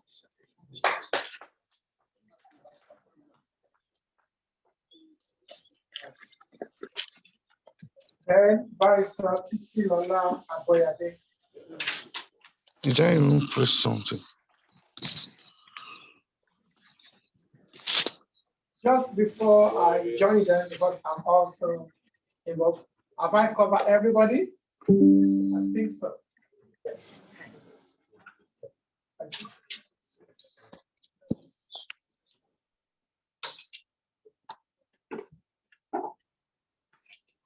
This is the oath of allegiance for the ratification of the appointments as advisory board members of our great institute. This is a privileged position, and the institute look up to you as individuals to help in policy formulation and also provide guidance, because you were all selected carefully based on your experience, based on your positions, and based on your contribution in the society. So please do say after me. I, your full name, do solemnly swear and affirm that I will be faithful and bear true allegiance to the institute. And as a member of the Institute of Information Management Advisory Board, I will discharge my duty to the best of my ability, faithfully in accordance with the Constitution and laws of the Institute, and always in the interest of integrity, unity, well-being, prosperity of the institute, that I will strive to preserve the fundamental objectives and directives as stipulated in the Constitution of the institute, as may be required to discharge my duties as a member. Devote myself to the service and development of the professional practice of the Institute of the United Kingdom and Africa. So help me God.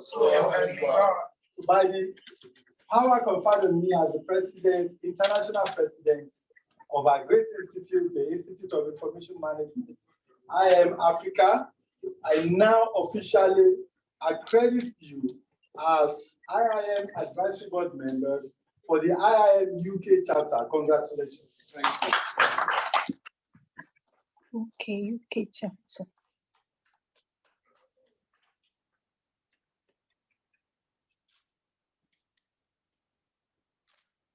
So, members of the board, please.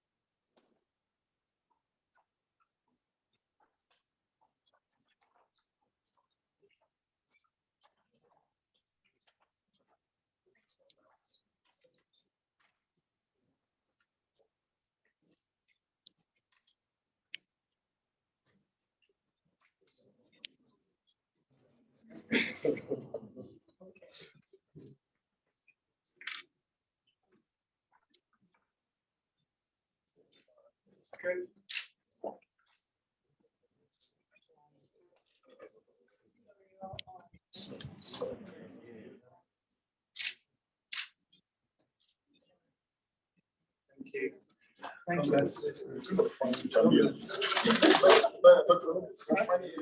Yes.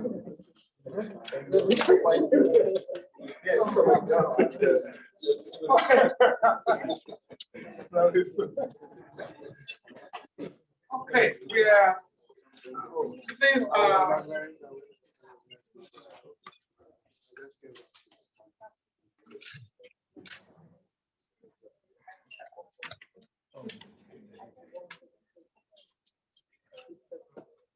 Just give me 1 minute.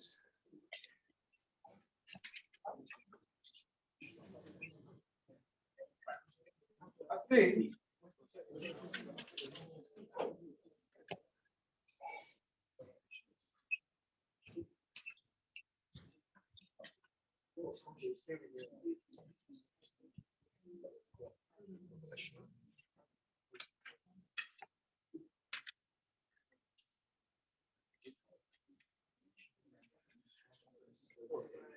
so we are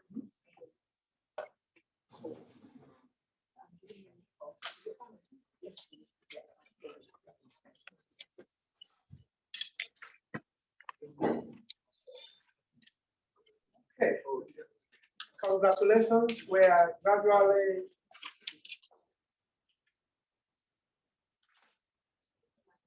coming to the end of the program.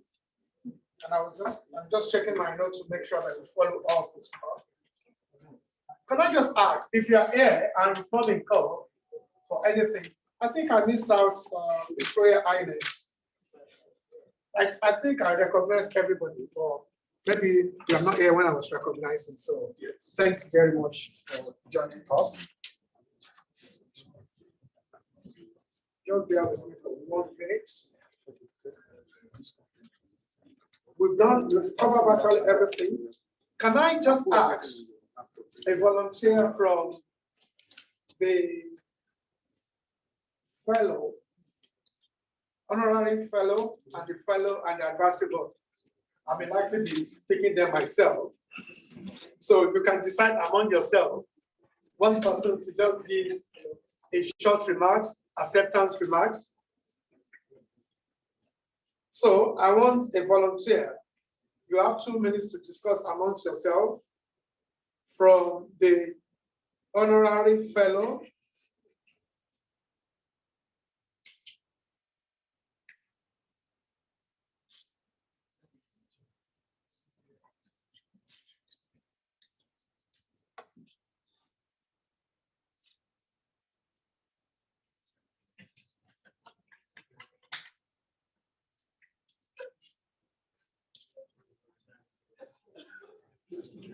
Yes. So what I've tried to do is that I've tried to mention to everybody essential and those online. So have you decided now? Okay. So from the I'll give you 2 minutes to decide. While we wait for that, Yes. there's a special award there for Dr. Lum. Oh.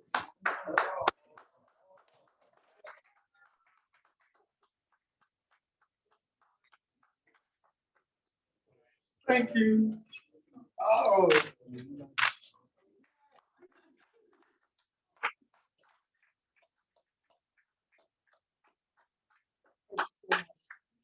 Thank you. I'm very, very grateful. You know, this comes as a surprise. We are going to have a short conversation as plenary on what she's been worried earlier on. That's what we're going to do to round up after this speech. If you could remember. Okay, so who is going to be speaking on behalf of the honorary fellow first? Okay, thank you. Barrister Titsi.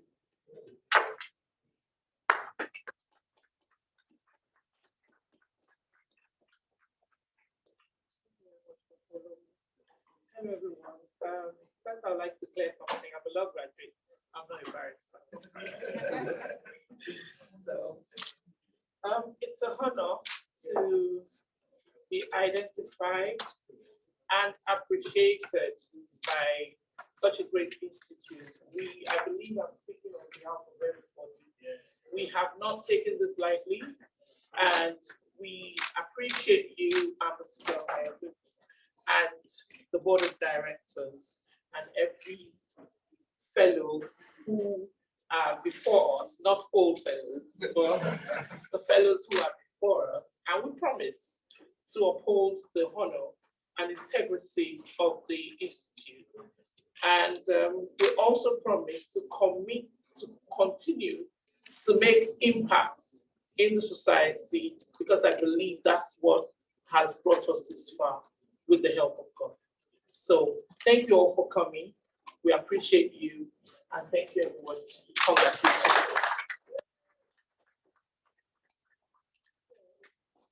For the purpose of inclusion, the first group suggested a lady. Unfortunately, the professional fellow, they have 2 beautiful, in fact, 3 beautiful ladies and a gentleman.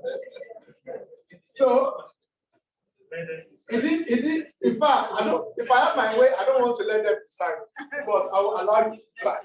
So you should know, if you are talking of diversity and inclusion, you know what that means?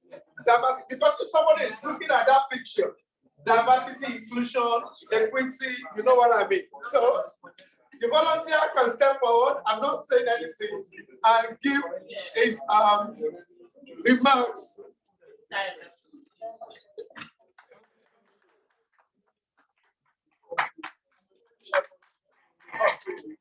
Bear with me. They forced me actually into it. You know, when you have 2 women, beautiful women. Yes.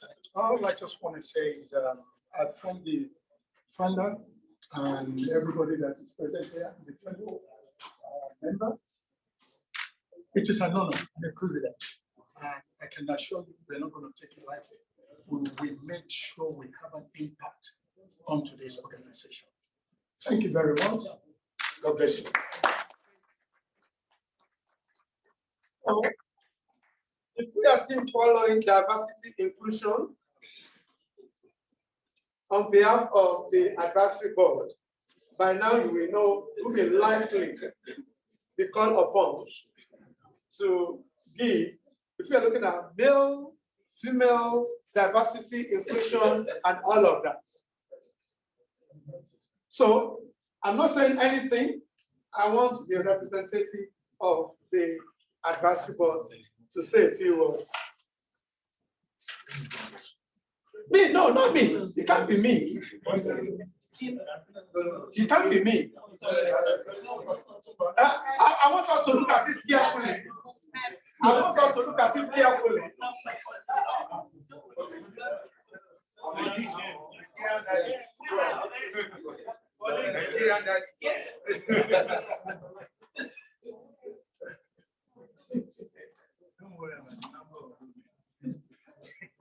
I love this room already.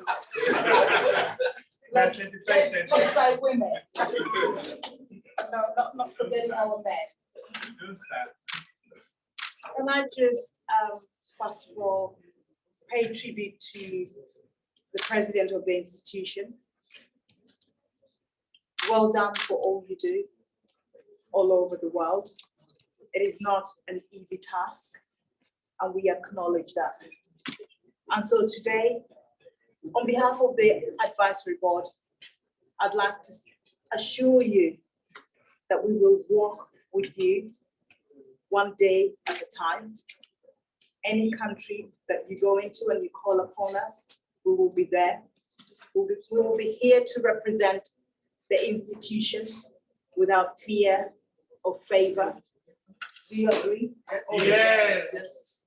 And of course, every now and again, with our heads locked together, we will contribute our ideas. We will contribute not just with words, but also with action. But most importantly, we acknowledge that the institution does not just run, with water. There's money that needs to be, generated to run the institution. So again, while we lock our heads together as members of the advisory board team, we will tap where we can, whenever we can, to ensure that the institution stands strong and firm, and of course, stays here forever and ever. Thank you so much for this opportunity. We appreciate it.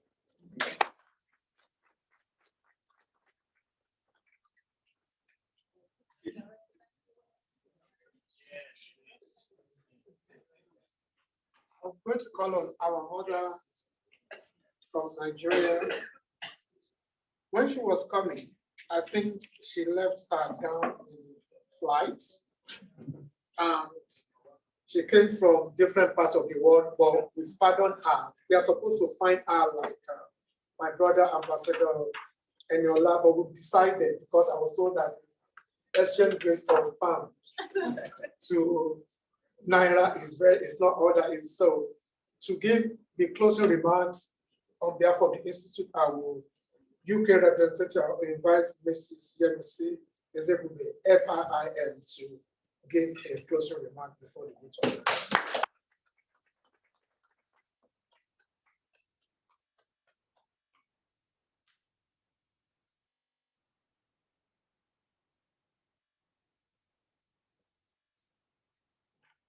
Wow.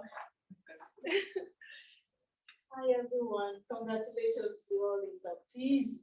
And I got a warm welcome to the extent that was being offered a gown, right? Because I left mine. So, UK team, thank you very much. So, actually here to give a closing remark and some announcements on what is coming next. Like I was introduced, my name is Yemisi Ezebube. I'm from Nigeria. I'm a member of the Governing Council, in charge of governance and also part of the committee responsible for processes and standards in Nigeria. So it's a great pleasure to be here, and a big congratulations once again. So I just want to task everyone to remind every one of us as members of the Institute that now that you are a member of the team, a lot is expected from every one of us. So we are really counting on you, on your support, and to make sure you bring in the best from the different fields that you operate in, right? So for the month of December, there will be a webinar coming up. Dates will be communicated soon. You'll be added to the WhatsApp group of the Institute, and you're kept abreast about what is going on and things, events that are coming up in the coming months. The next induction will be in the US on the 26th of November. That's next week, Saturday. So from here, we're going to Boston, Massachusetts, in the US for the next induction for the US team. I'm sure this was postponed severally. You know, many things happened, and that's why they had to kind of slot in the UK induction to make sure it happened before the end of the year. Also, as a member of the Institute, you're expected to join in for our regular trainings, and you also can volunteer to discuss and share knowledge in your field to other members of the team, likewise, because they're all over the world. It's just one IIM, and we expect quite a lot from every member of the team. So we would like to, and to everyone in the house, I know you're wondering, it's been a long time, you've been sitting out there. I would have asked for everyone to sit up and stretch, do some stretch exercises, but I know the time is not on our side. We want to say a big thank you, and to our speakers, keynote speakers, and I'm sure we've all learned one or two things from the prisons reforms in Nigeria. We're taking things back home, expertise and skills, you know, and Nigeria is going to be great at the end of the day. And here in UK too, people in diasporas and many people would definitely make things, bring in a lot into the field of information management everywhere in the world. So thank you very much, and do have safe trip back, and for us going back, I'm sure I take that back. I take the good wishes from everyone. And to our president, Dr. Yuduku, God bless you. I know he's been from Abuja. Last week was Abuja. Today it's UK, and next week he's travels all over the world. So we just want to give him a big round of applause.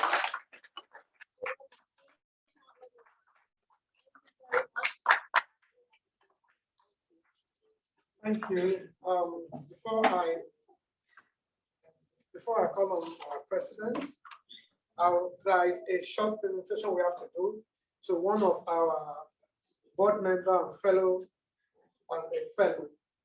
is watching online. Mr. Collins, you've changed already. Okay. So okay. Okay, so I think I'm going to do a double bill. The two of you have to come. Yeah. No. We want to present this award to Professor Rotimi Jaisimi, who is watching us online. So I want you to come forward. The two of you, and Prof, I know you are watching us online. This is your award. And I'm going to call on our father, one of our topmost Nigerian community leaders, Bimbo Folayan, to collect the award on his behalf.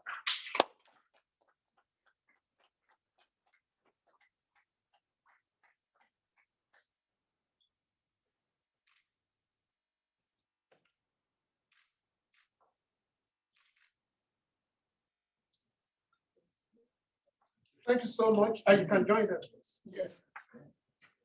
Just a quick one for our members watching online. I missed the ESCOs and all our members, different members online. We say a big thank you to everyone because I got the text that they were omitted from my Okay. Close up. Okay.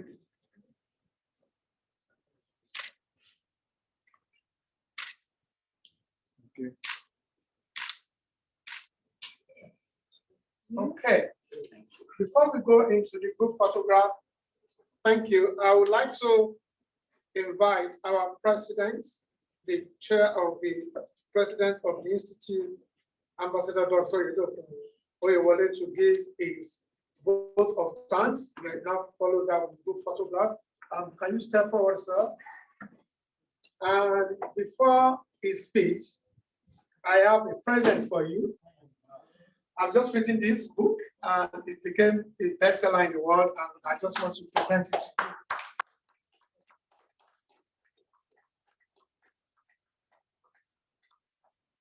you. Good.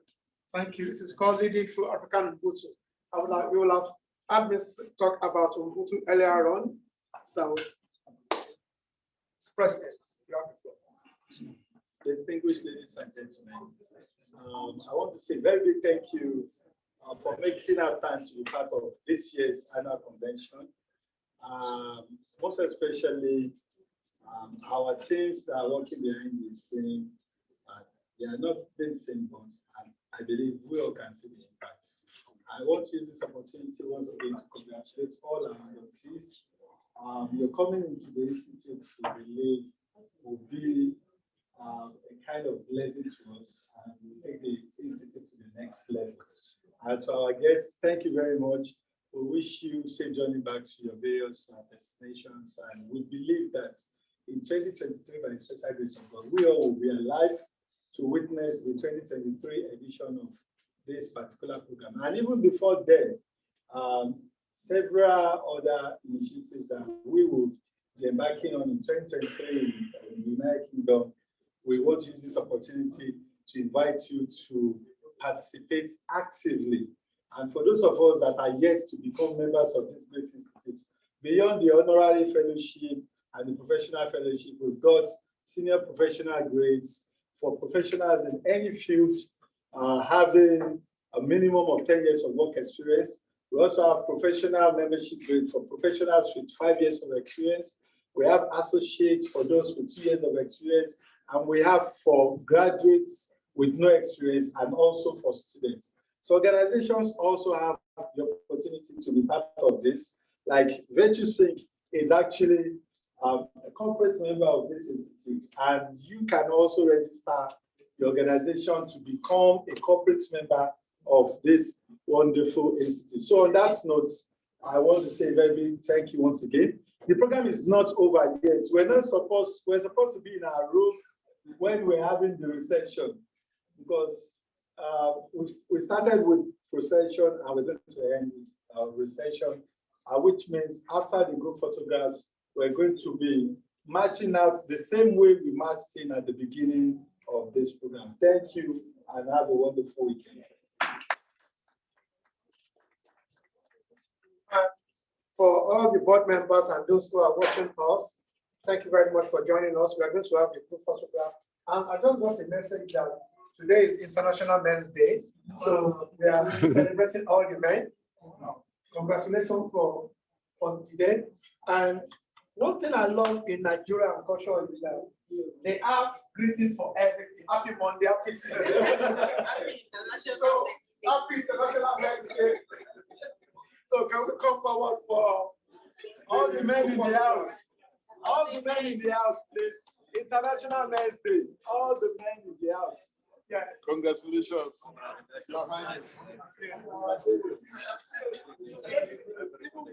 I know. You really tried coming here today. I was surprised. I was thinking maybe it might be difficult, but you made it. Thank you so much. Really appreciate it. Anyway, oh yeah, we will see you. I have to go home and change and join you soon. All the men in the I would house, like you to meet His Highness again, Polygon. Allow, please. Thank you so much. Men in the house. I'll take you for Yeah. And that's Dr. Lumu, foremost leader in our community. All right. Yes. All right. He lives in Croydon.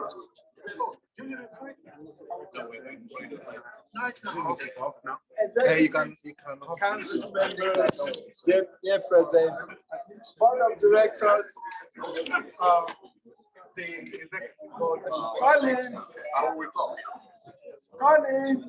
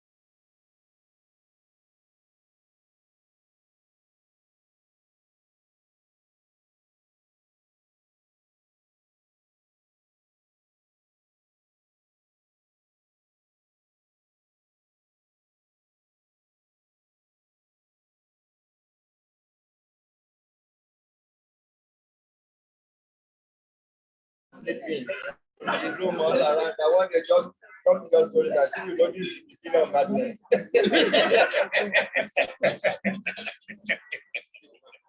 They can't imagine that the house I built when I built it, I was all these children were running all around. They can't find anyone of them. But what people now do now is that they break it down and they not do practical classes. No, do not take one. Unless that's small. One of my friends, that was what they the house. They now duplexes. You know the kind of duplexes they do very bad. So they now teach fine. They take the developers. So developers will now give them one and they collect their money on the one or sell.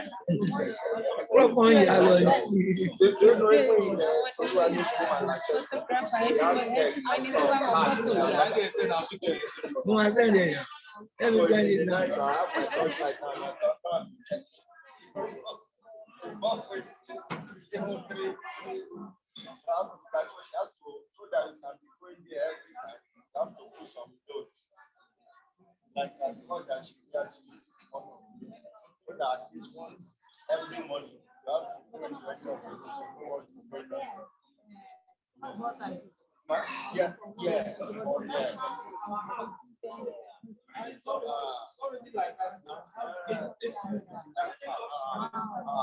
Everybody has so yeah. The chairman of my scholarship, that's what happened. Like, travel, know our mother, to start travel, moment on my all of them. Then she has to find America,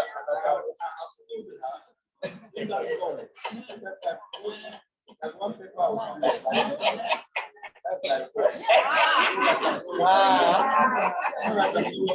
And so we'll be taking care of them abroad. They have to buy their own people. No, they'll buy this paper for you. Oh, that's I went to my wife so one day the dinner was having hey, come face it. I'll come and face it. So when I got up, I said, I will take consent from my God. All of you calm down. Let me go to my hotel. I'll come out. and resolve this matter. Because they will not play, the children will not cry. The matter is a terrible matter. There's only another, and when the mother is getting crazy, the mother will come out. That was getting crazy, the mother that pushing everything. So I just go to, so I just called him. I said, what happened? He said, he asked me what happened. And I said, why were you not asking when? Why you with this? That's it when I'm when it's and I said that on second so he said that you like that take it on behalf of and he went and for me no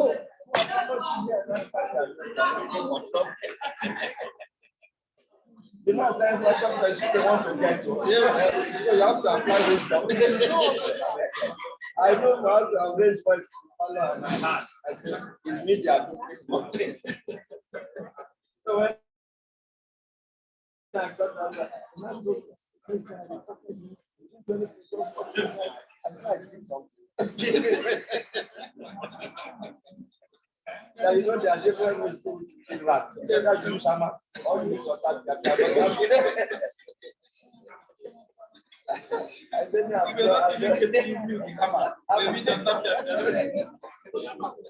just have put my own kind of use of under the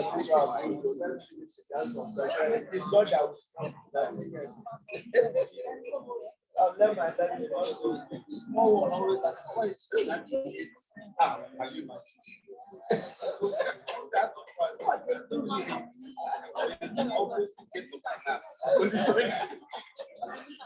that's what I don't know.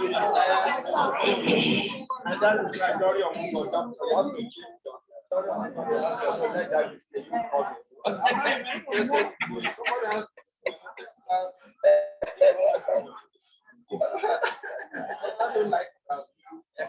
I discovered so that you have said it a lot.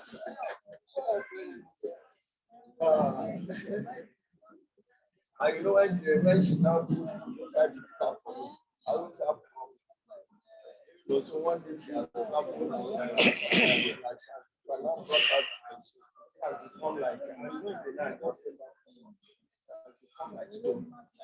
like no brought night.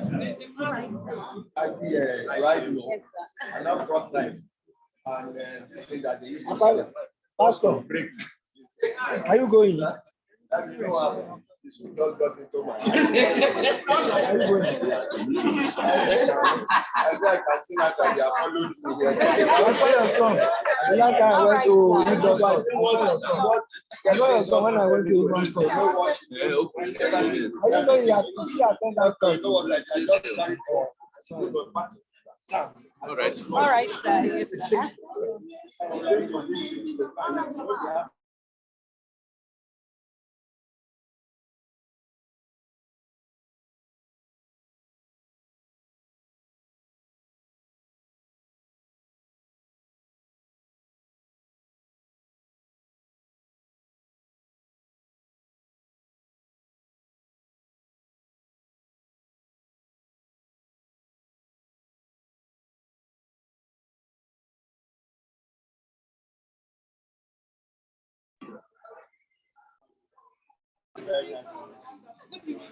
God bless you, sir.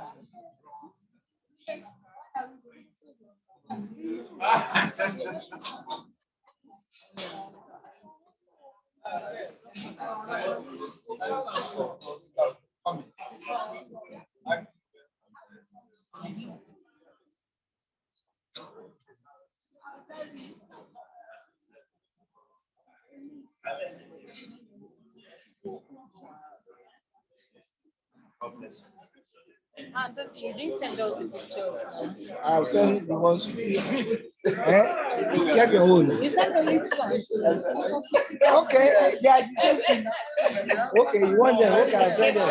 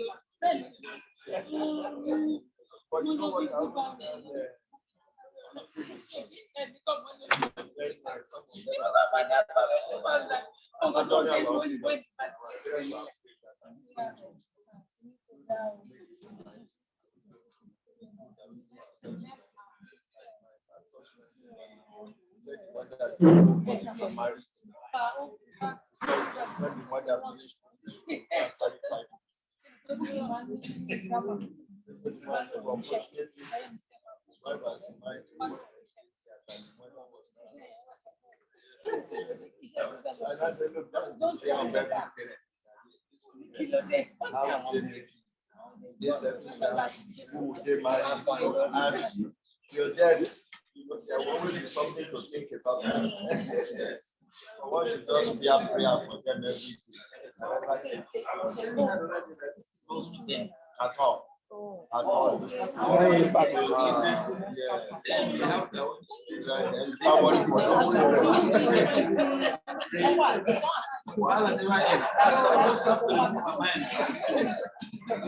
should just be praying for grace.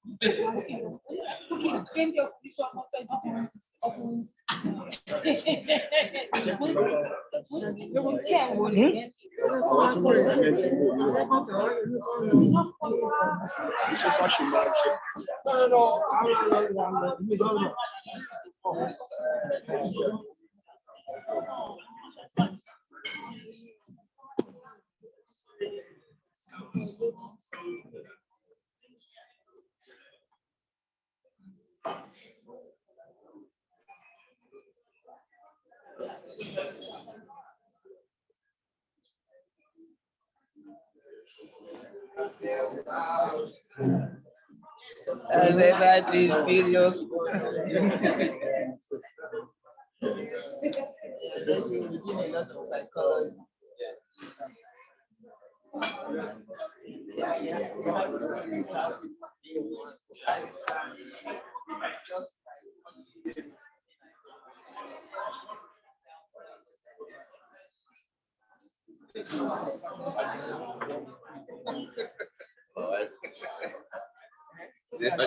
It's always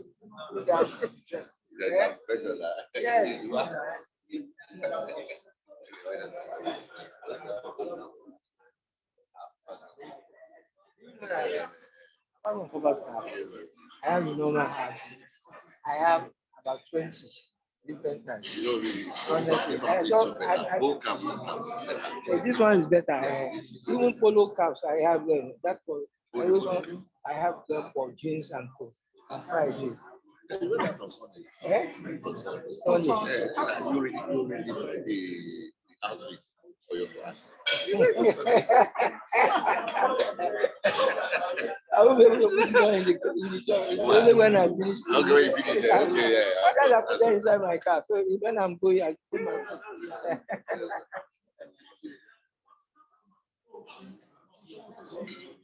Hey, Mr. Celebrant. Mr. Celebrant, leave pastor alone. You have been leave pastor alone. You know what talk. You know what talk. Leave pastor. That's a short. It's okay. Tomorrow is Sunday.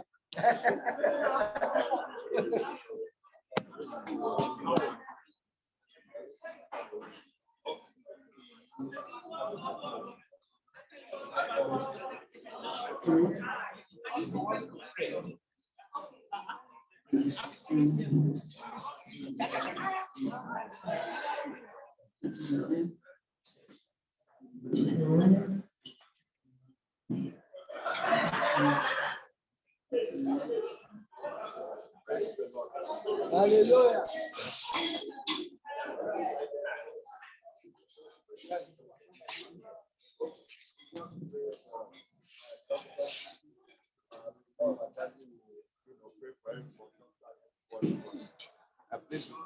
Very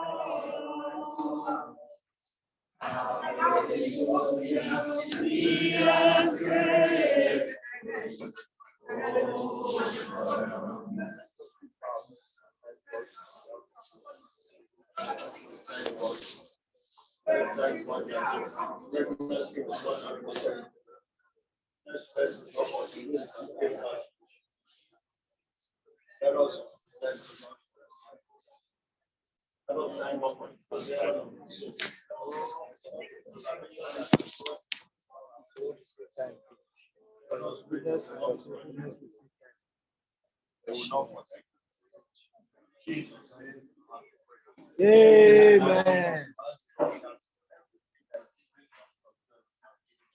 Amen.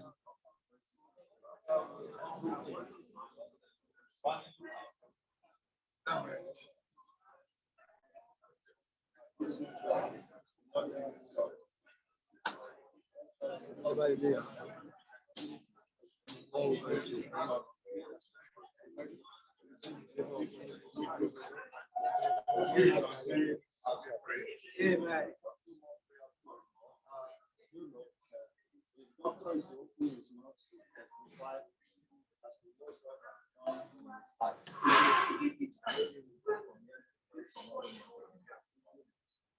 Amen.